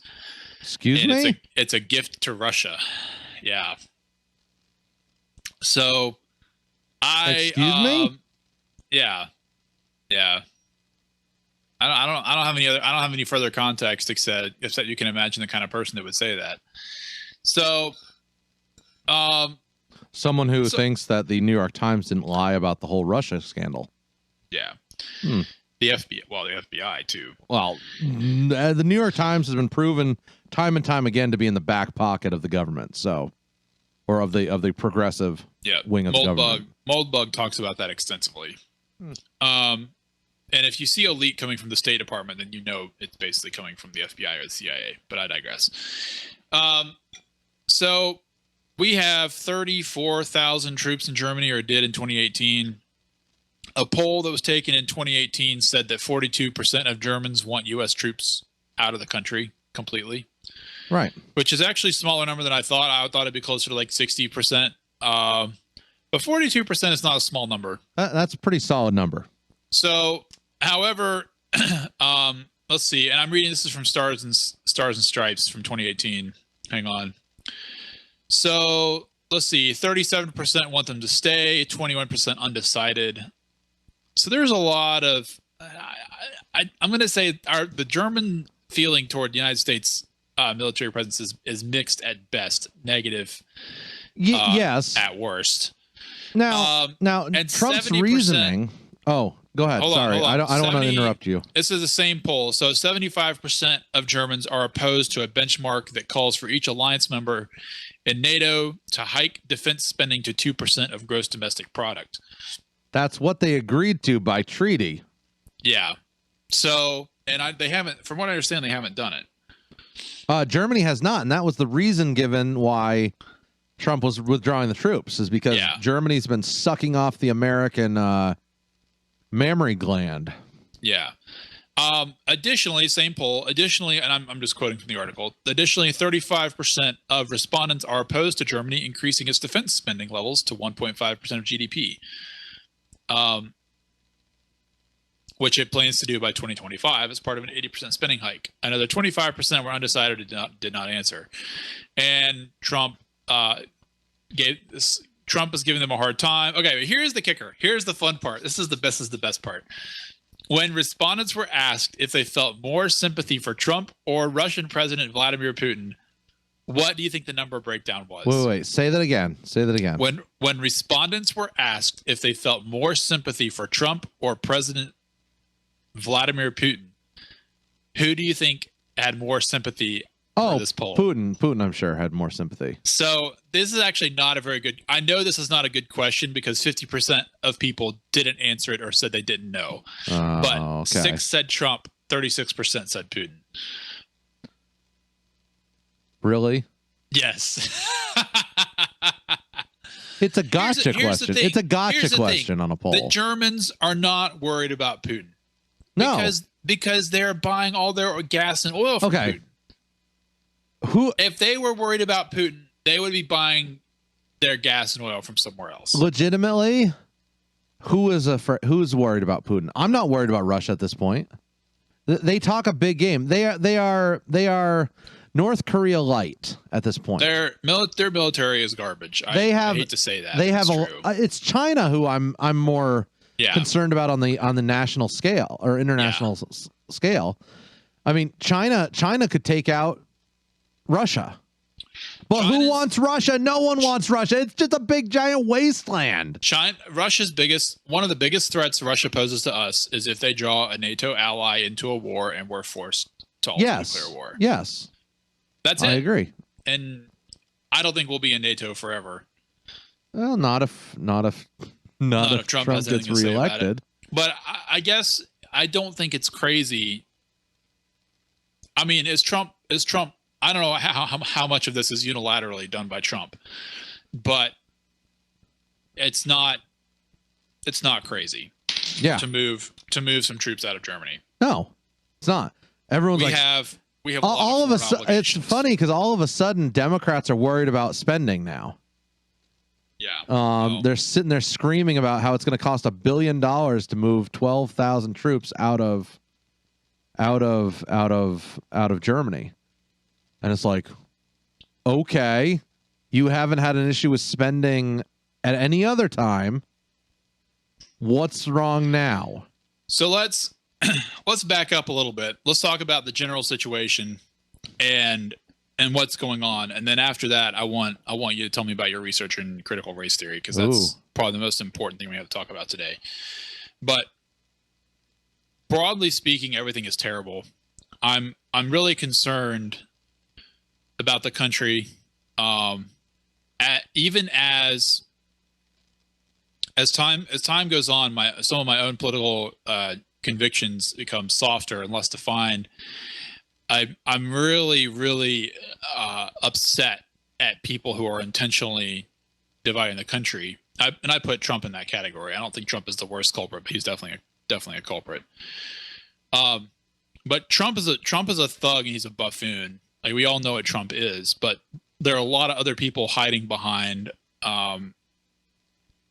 slicker titles and slicker words that are saying things that are going to end terribly. So one of the things I want to mention is what's going on out in Portland. Like, does anybody think that what's going on in Portland is about Black Lives Matter? Oh, it's not even close. Not at all. So what is it actually about? Dun dun dun dun dun dun dun dun dun dun dun dun dun dun dun dun dun dun. What was that? Look at your camera. Oh, hang on. Oh, rules for radicals. Yeah. It's exactly. Marxism. It's Marxism. It's pure and simple Marxism. So I think I've said this on here before, but folks, the reason this is happening in Portland and Asheville and San Francisco and where else? To a lesser degree, Atlanta. The reason it's happening in those places is because that's where the infrastructure is to support it. Okay, that's where the National Lawyers Guild is, to get these people out without bail and represent them against, whoever arrests them. That's why it's happening there.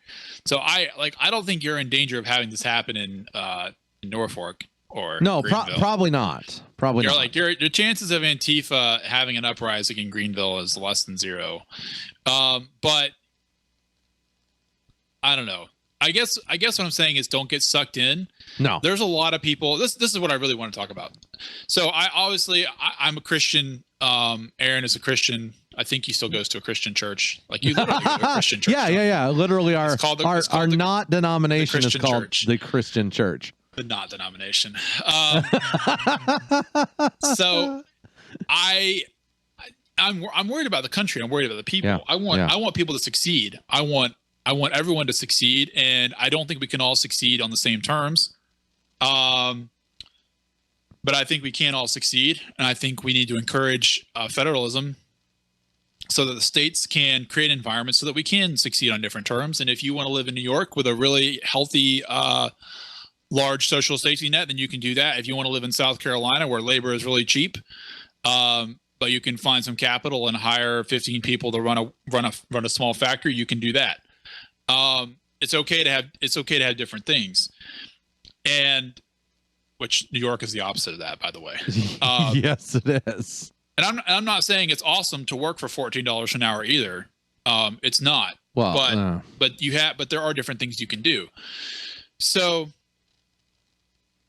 the coronavirus, I really hate the term anti-science. It's a term that atheists and liberals have leveled against evangelicals for decades. Yeah, and I hate it. Right. I do think that evangelicalism and Christian education, private Christian education, does have a really serious problem with teaching science. But I think the anti-science moniker is incredibly misplaced. But agreed. There is a combination of a defensive cultural stance that evangelicalism has been pushing and encouraging for the last 40, 50 years, especially in the more conservative wings, and trying to be biblically authentic and sometimes failing, and trying to be culturally correct and relevant, and looking across this incredibly wide chasm at the mainstream denominations who are going full sail, 100% full throttle after the progressive agenda and have adopted into their church agendas. And that, neither one of these things is ideal, but I guess what I'm getting at is people I find myself more or less politically aligned with who are conservative, espousing some really, really strange fears about the future of the country. Folks, I love America, and I want my children to succeed. I want my children's children to succeed in America. I want America to remain intact, but we can't save it all on our own. No. And we definitely, like, I get, you know, one thing, the particular strain of thought that bugs me is about so much fear around the coronavirus. I don't know if it's because people that are our parents' age grew up trusting the institutions. I mean, I know there was the counterculture in the late 60s and all this stuff, and that was like, you know, don't trust anybody over 30. But those people later on went in the government, okay? A lot of them did. And now I have people my parents' age sending me Facebook messages say, watch this before Facebook takes it down. And it may or may not be controversial. Usually it's not. Sometimes it is. But on the other side of the coin, you have Facebook taking down pretty innocuous stuff under the guise of information safety. Yeah. And that's not helping. Right. It's not. It's just not. Your Facebook itself, Facebook and Google are putting more fuel on the fire for, I don't want to say paranoid. Well, it's that paranoid. idea that if something is removed, not then unjustified, that it's actually true. Yeah, right. It's if it's removed, it must have been true. Yeah, if I could kick one thing into Mark Zuckerberg's head, I would say stop deleting stuff. You can throttle it. You can. I mean, that's what Twitter does. Twitter shadow bans. Right. But that's so funny.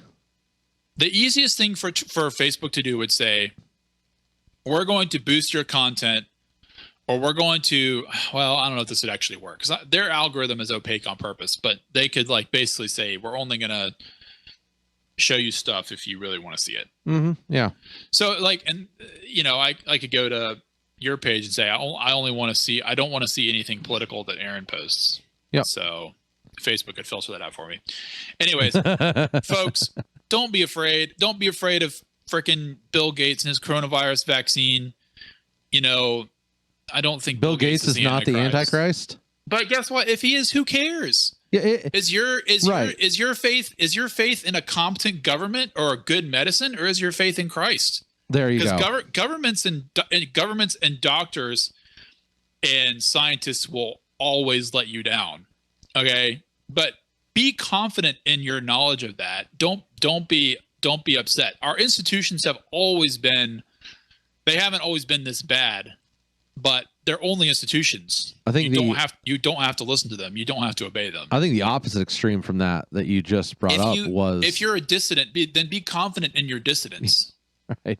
You know, don't freak out. It's okay. I think the opposite. Does that make sense? Yes. Oh, it absolutely does. I think the opposite extreme from what you were talking about is, you know, the trust Fossey. Well, no. Is the we're Christians. We don't have to fear this. We don't have to take any precautions at all. Yeah. And I want to just clarify that you are not saying that in the least. No, not at all. I think what you're saying is use precautions, but be smart about it. Right. Like think it through and analyze. I guess I don't want people to get sick. I don't want people to die. I don't think that the mask regime is particularly effective because it's not actually sanitary. Right. There's a reason they change out PPE every shift or every half shift at the hospital, and we're not doing that. People are hanging their masks on their car mirrors. Terrifying. You know, I'm definitely not the trust Fossey camp, right? I think Fossey's a hack, and he's proven it several times. The Surgeon General has not been super helpful either. Mm-hmm. You know, like it's a bad time. I don't think we should have shut the country down. No. I think what's at the core of this, Aaron, especially for people our parents' age, is if the institutions haven't always been correct, they've been stable and not so obviously hacky. Like what's happening now is everything is so obviously bad and so obviously mismanaged. Yeah. But folks, I'm telling you, it's not a conspiracy. I don't believe in conspiracies. I absolutely believe in the cultural cohesion of the ruling class, because they all read the same things. They all were taught the same things in schools, and they all send their children to the same places to go to school. They are cohesive. Don't get me wrong. They are cohesive, and they're incredibly powerful, and they don't have your best interests at heart. A lot of it is malpractice, not malice. There is a difference. But did Epstein kill himself? No, he didn't. Not a chance. I'm just asking. Okay. No conspiracy theories. We did that last week. So what I know, those of you that follow me on Facebook, you know, I used to post political things, and I don't as much anymore. Oh. Sometimes I indulge myself, and people get upset with me. But I value all those people. You don't need to agree with me politically for me to value your opinion and your friendship if we're close friends. Definitely not. Yeah. I'm really more concerned with what I was telling Aaron, tilling my own garden and trying to remove the stones so that my kids have it a little bit better than I do. I'm very interested in the governance of the country, but it's also become more obvious to me that the government is not really under our control. No. Again, don't believe in conspiracy. It's just the way it is. It's been that way for most of human history. Democracy just is sort of a fig leaf. Yep. So, or the republic, whichever. Mm-hmm. Anyways. So how much do you think this whole push, the progressive idea of critical race theory, does play into all of this? So I think the most dangerous thing that we're facing as a country right now is the fact that Christianity is being hijacked by critical race theory. Okay. Christianity should be a bulwark of sanity against this, because the scary thing about critical race theory and about leftism in particular is that it has no limiting principles. So there right now, at least in the spheres that I read and study in, there is no limit to which you will not be punished for your perceived racism. Right. And so there is a very large group of people who will assist you in losing your job if you post something they don't approve on social media. This goes for actual racists, and it goes for pretend racists, by the way. Or people they just claim are racist. Yeah. So what is critical race theory? Critical race theory, this is according to Wikipedia, which we know is always faithful to the facts. Always. Is a theoretical framework in the social sciences developed out of epistemic philosophy that uses epistemic philosophy. You got it. That uses critical theory to examine society and culture as they relate to race, law, and poverty. That sounds great. That sounds okay. That sounds interesting. Now, critical race theory was really first coined by a man by the name of Derek Albert Bell Jr. And in 1971, he became the first tenured African-American professor at the Harvard Law School, which is an incredible feat. Awesome. Congratulations to him. And he, along with Richard Delgado, Charles Lawrence, Mary Matsuda, and Patricia Williams, all were kind of co-founders in this race theory. But the question is, what is it? How does it apply to us? And what does it really mean? More and more all the time. And you know, we've had this discussion before. We've never really dived into the depths of it. And so this past week, I really was curious about it, wanting to firm up my preconceived notions of what it was, like trying to figure it out. And so let me ask you this as an intro. What question did you want to answer for yourself? I guess one of the big questions, why is it a bad thing? That was my big question. That sounds like you had a preconceived idea about what you're going to find. Well, okay. So why did I ask that question, I guess, is another question I should ask. Sure. I asked that question because I keep seeing lots of people screaming about it on the right. Yep. Saying, this is terrible. This is the worst thing in the world. And why is that? I wanted to dive into those depths and figure this out. So I've stated on the show in the past that Black Lives Matter. I support that phrase, but I refuse to support that truth. I refuse to support the organization behind it. Okay, so let's talk about the organization, yes. And then let's talk about why those two things are willfully conflated by so many people. Right. And so why don't I support the organization? Well, the founder says that she was trained in Marxism. Now, why does that matter? Because Marxism is terrible. That we don't even need to say anything else about that. Marxism is terrible. It is the illusion that everyone can be equal and that everyone can have the same thing. Well, that's true, kind of, except for the ruling class who, marginalizes everyone and destroys everyone, and everyone lives in poverty except for the ruling class. So, if that's your idea of Marxism and that's what you want, then fantastic. That's fine. But it was the BLM founder who said herself, this is Patrice Cullors. Maybe it's Colors. I don't know. In a video from 2015 that she and her fellow organizers were trained Marxists. That she was the protege of Eric Mann, a former agitator of the Weather Underground. Guys, if you're following on YouTube right now, what am I raising up here? What am up Rules for Radicals by Saul Alinsky, a guy from the Weather Underground. No way. This is crazy, guys. Okay. So she spent years, or Eric Mann spent years in this. I feel like we need to put a sweater on you and give you a blackboard. Oh, my name is not Glenn Beck. Some of you will understand that reference. Some of you will not. But it's okay.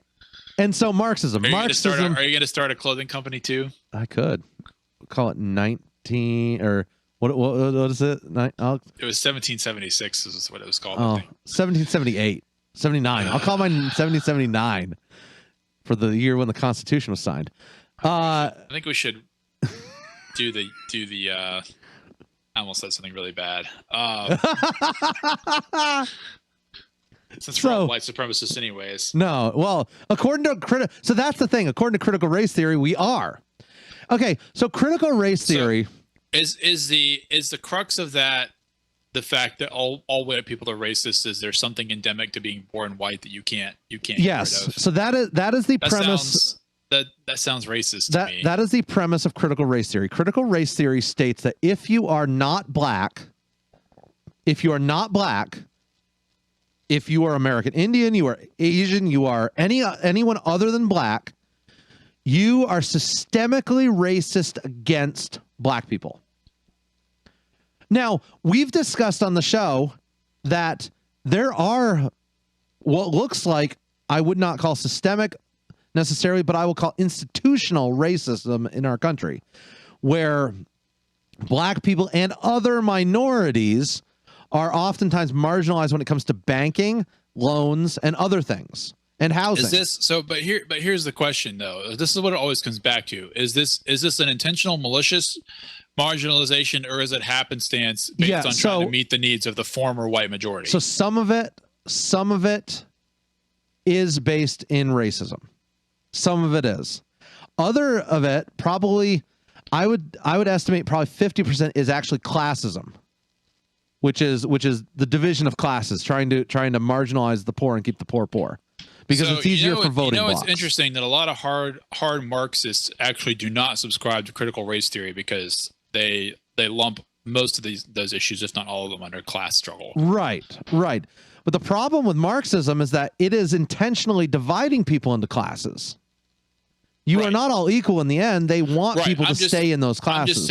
I'm just saying that there is some. I'm just pointing out. Right. I guess as a way of pointing out the truth of what you're saying, I'm saying that some Marxists actually agree with you. Yeah, there is definitely a school of thought to a a negative degree, but yeah, there's definitely a school of thought in Marxism that everyone racially is equal.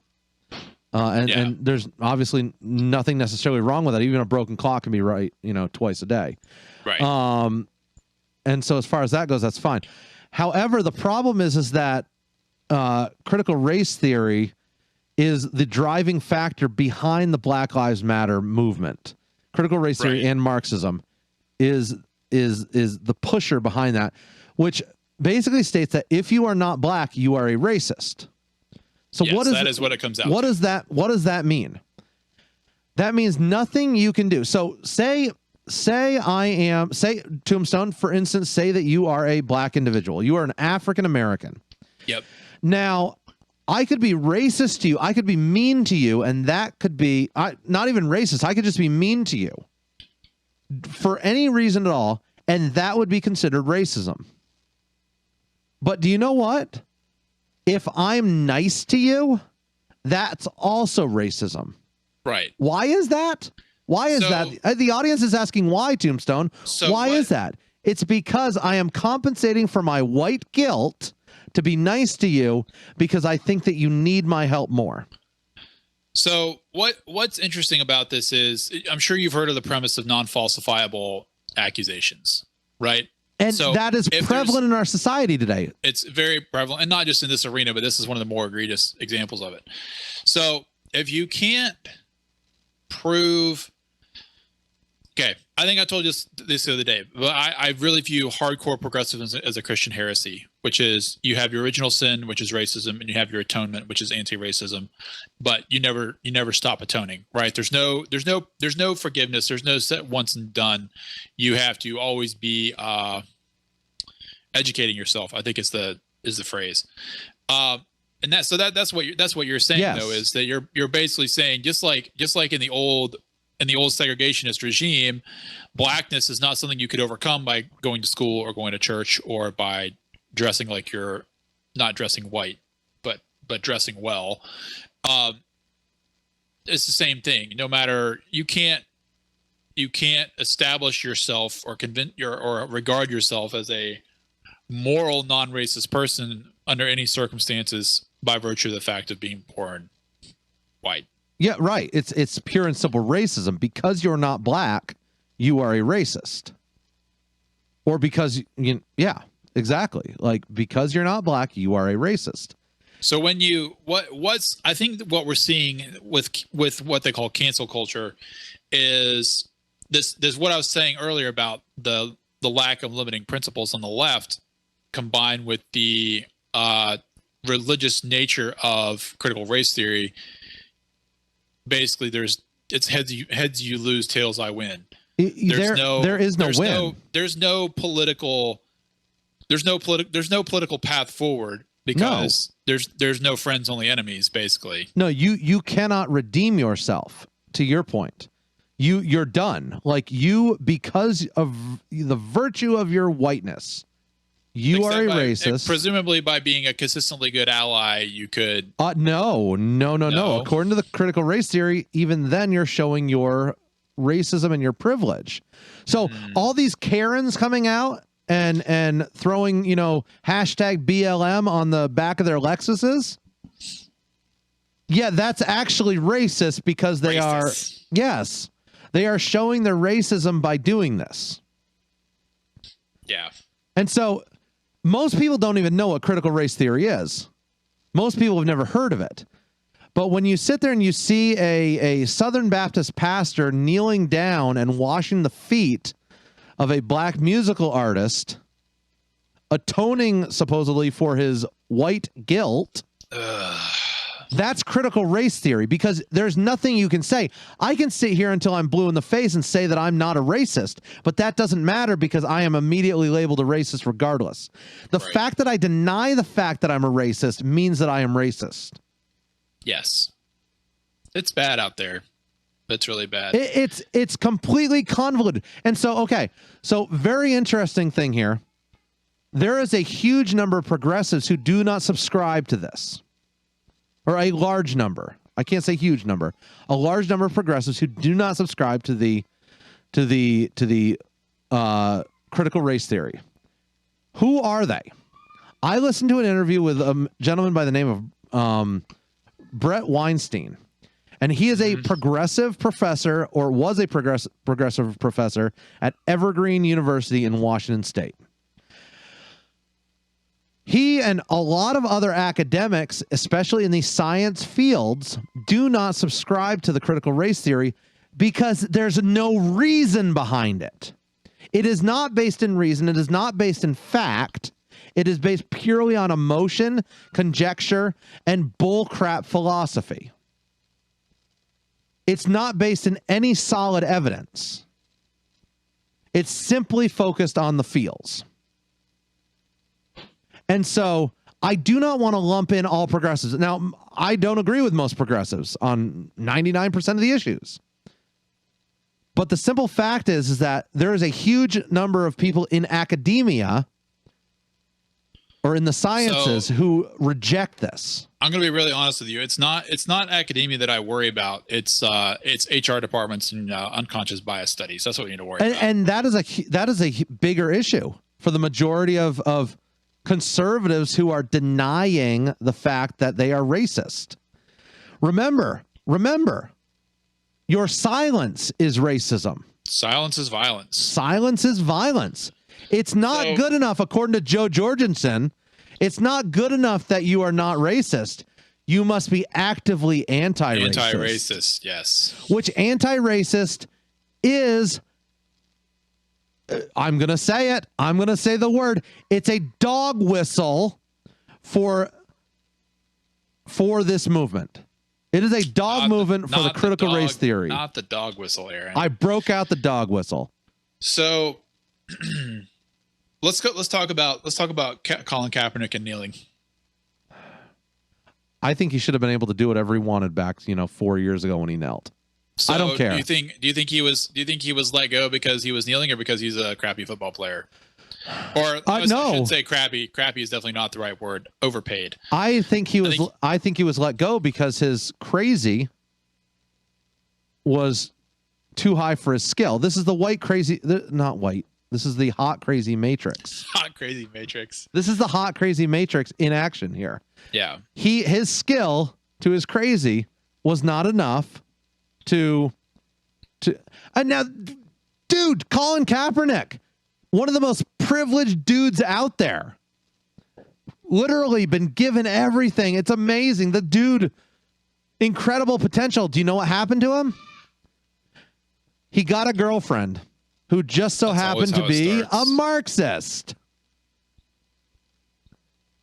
And she started teaching him the ways of the critical race theory and Marxism and of Black Lives Matter, the organization, not the sentiment. So I wonder if San Francisco has a problem, given what happened with what was this guy, Nick Cannon, 2 weeks ago.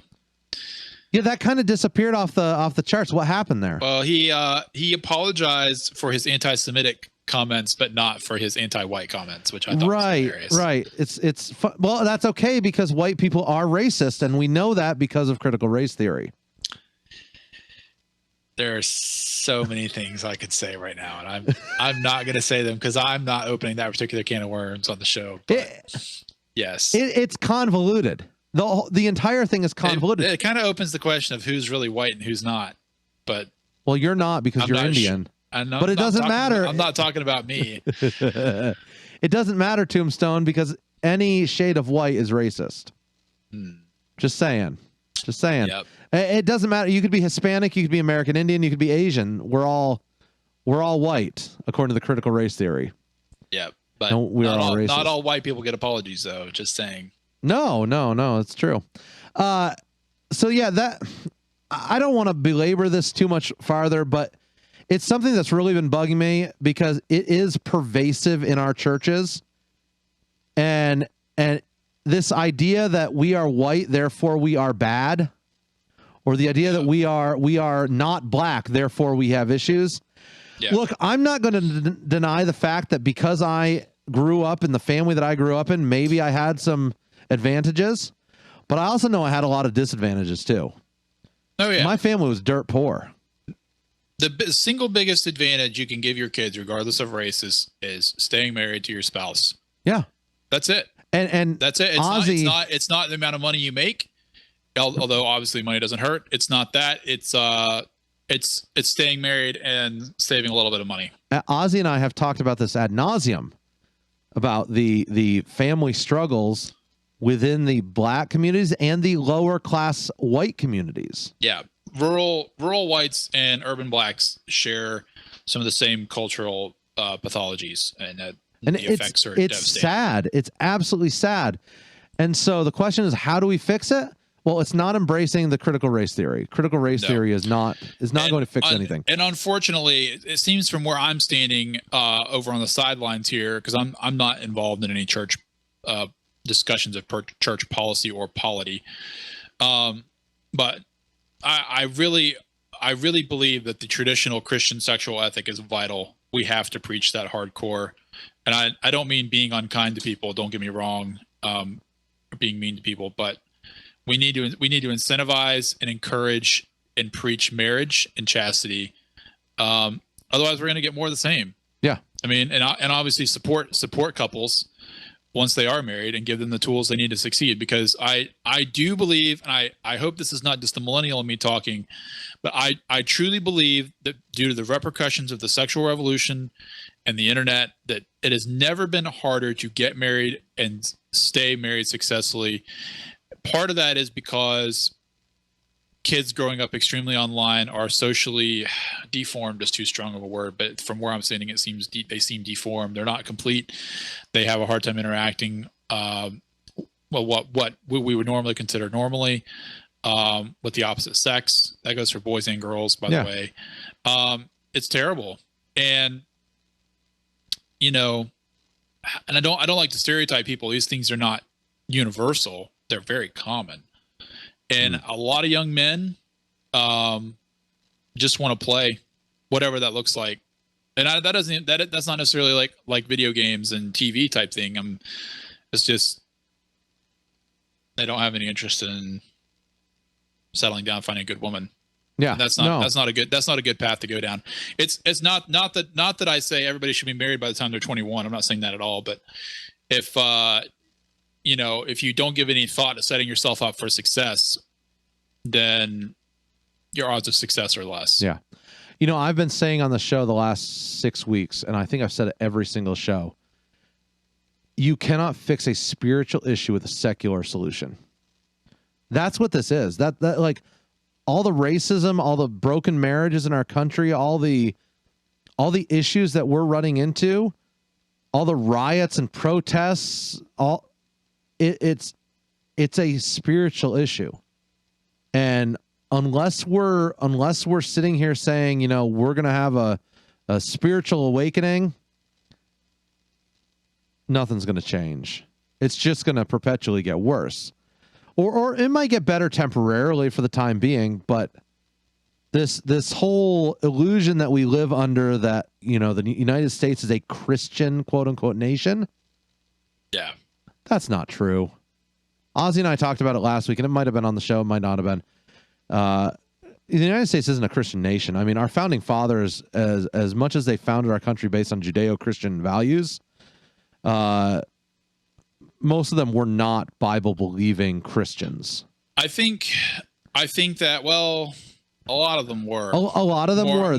More than most people know. Yes, I agree with that. There are some very well known exceptions, and don't get me wrong, I'm also very skeptical of the conception of America as a city on a hill. And so I guess what I'm saying is that we have our issues, we have our things that we have to fix. Racism, we need to fix that.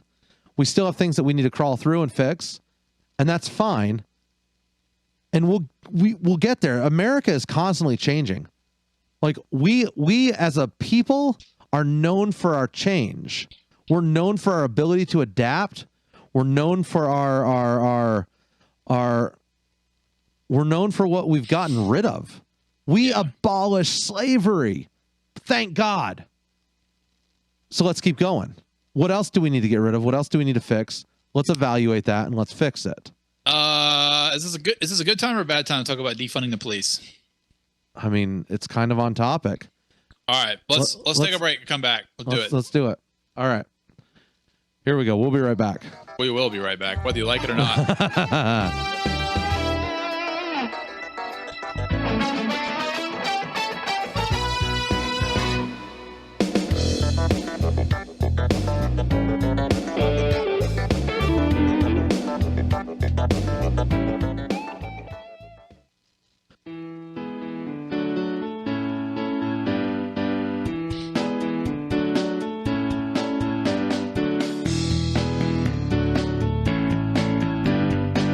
Are we going to New Hampshire, Tom Barkin? We're going to South Carolina and Oklahoma and Arizona and North Dakota and New Mexico. We're going to California and Texas and New York. And we're going to South Dakota and Oregon and Washington and Michigan. And then we're going to Washington, D.C. to take back the White House.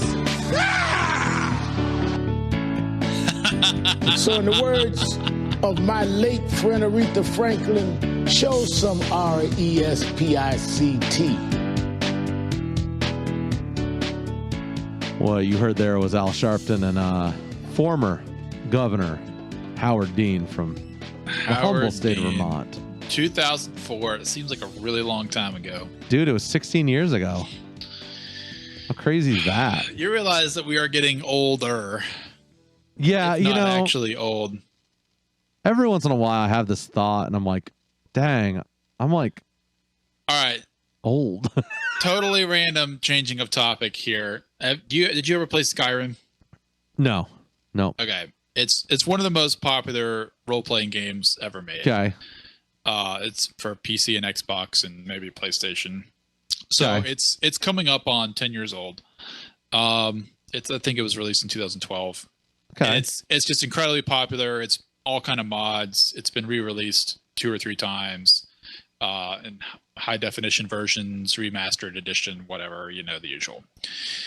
So there is a lady on Twitter named Shirley Scurry. I don't know if that's her real name or not, but she's an elderly lady and she plays Skyrim and posts pictures of it on Twitter, and it's hilarious. Mm-hmm. I just want to point that out. It makes me happy. There are way more negative things out there, and it's like, oh, there's this happy lady playing Skyrim, sharing her how awesome it is. It's a really pretty game. It's beautiful to look at, especially if you got mods. Here, I'll send you a link. So I'm gonna have to look this up now. I have played Skyrim, but I've never finished it. I just don't have time. Oh, Elder Scrolls Skyrim. To really get into it, I have to have large blocks of time. I don't have those anymore. I'm an old married man.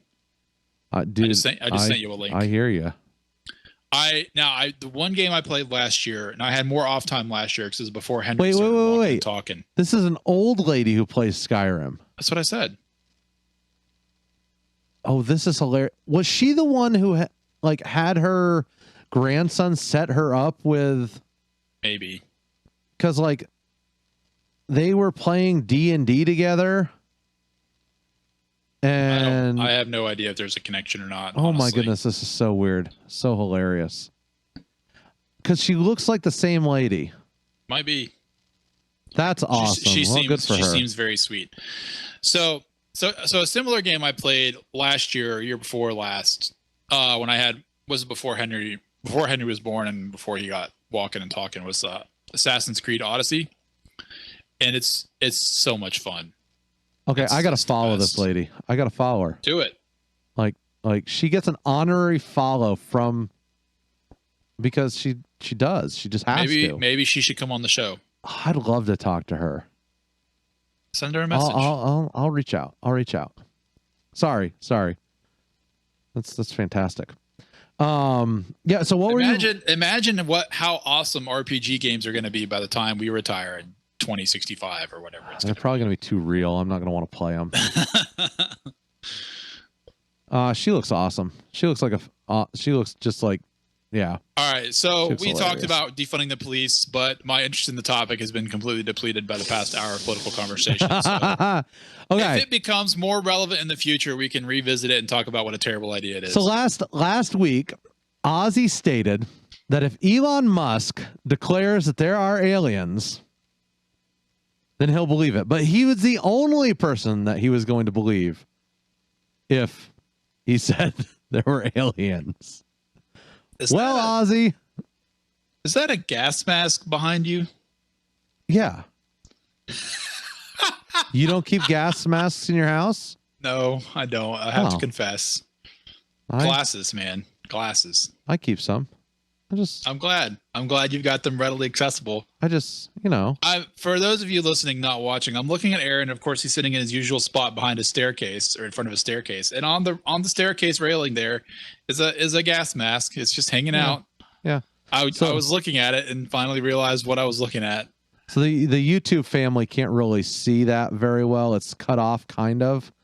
So I'm gonna show them the bigger shot with all the rest of the junk up in the networking closet there. You need to put a panel or something over that. I do. I'm actually going to build some bookshelves there. But for those of you watching on YouTube, we're actually going to show our private video chat feed here. Don't ever use that phrase again. And if you look above the mic here, let's see right here. Yes, the gas mask, which I have worn on the show before. I must have missed that. You may have. It was back when Corona started. I started wearing it. I started one show wearing it, and it was what you got to do. So Ozzy declared that Elon Musk, if he declared that there were aliens, he would buy in.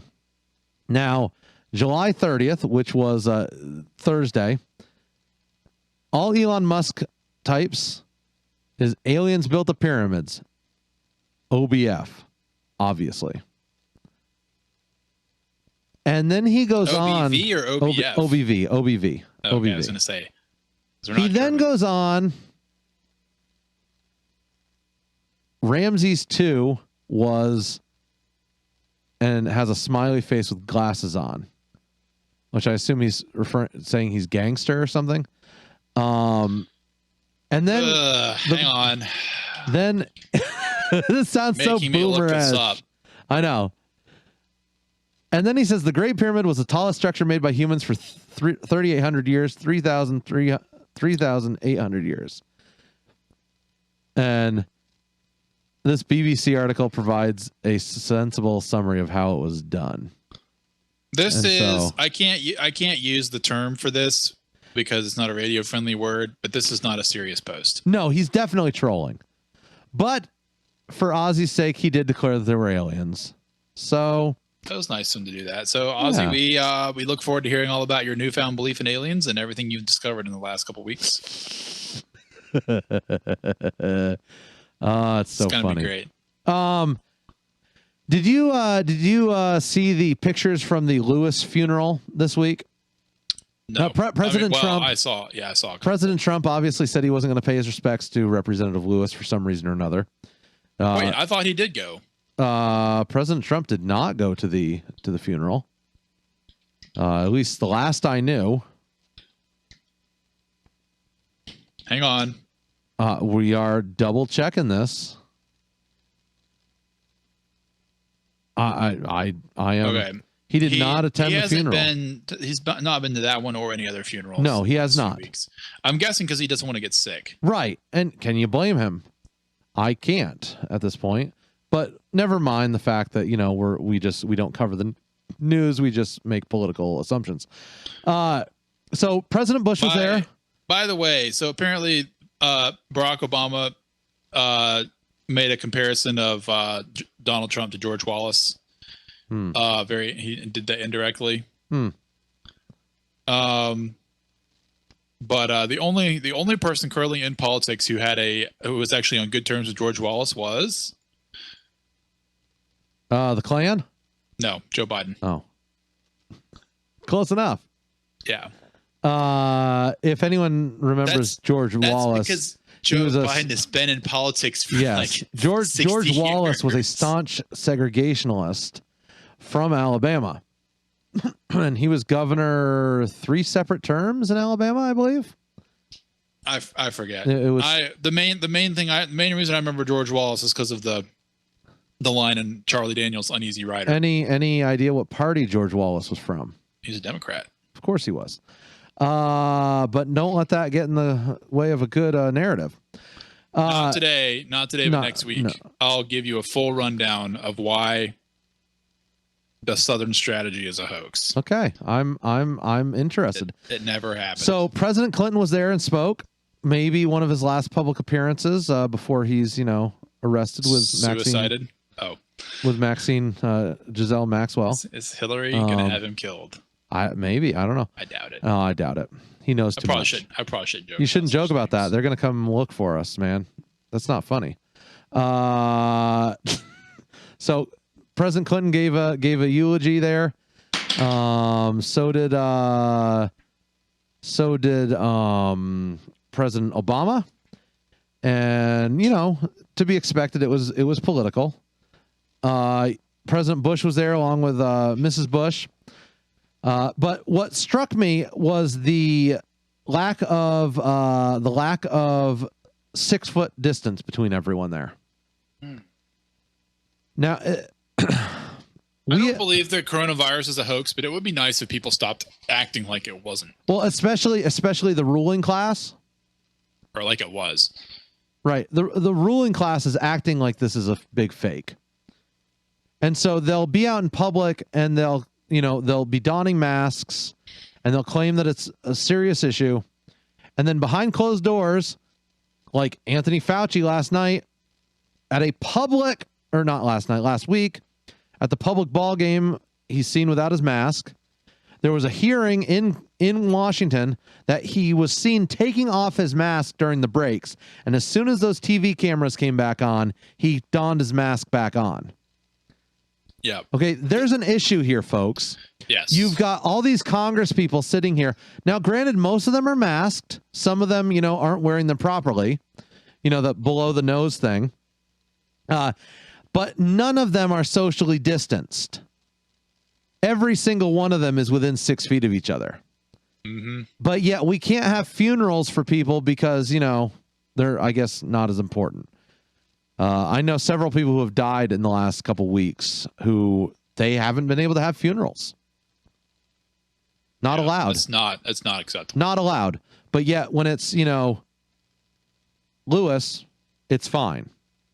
I'm very jaded, Tombstone. I'm very jaded. I got nothing. I'm out. Only other news I wanted to make mention of this episode was Sandman.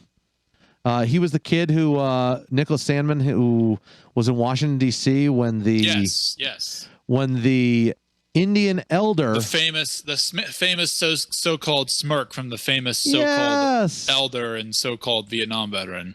Yeah, so he beat his drum in front of the high school student who just stood there waiting for his bus to show up, and was then ran over by the Washington Times as a racist. Washington Post, excuse me. Yeah. I'm sorry.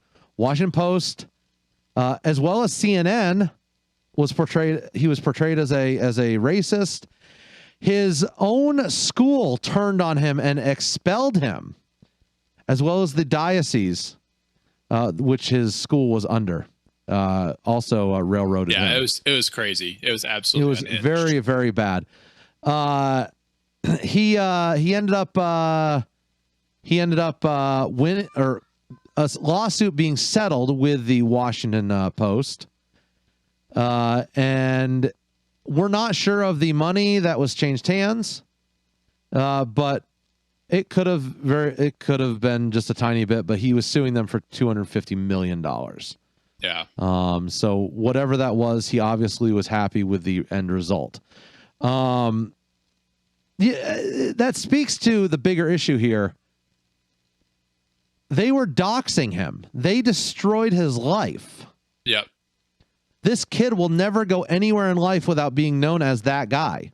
Yeah. It's like, man. Back to last episode, critical race theory. Yep. This is what they do. You may not be a racist, but you are, because you are not black. Yeah. And I'm not saying that all black people think that. I want to be very clear on that. Oh, yeah, of course not. I want to be very clear on that. But if you subscribe to the critical race theory, if you are not black, you are a racist. Yep. And that is what happened here. That is exactly what happened here, which is ironic because it was an Indian who was, chanting in front of him, but that's apparently racist as well. Yeah, so, guilty for smiling while white.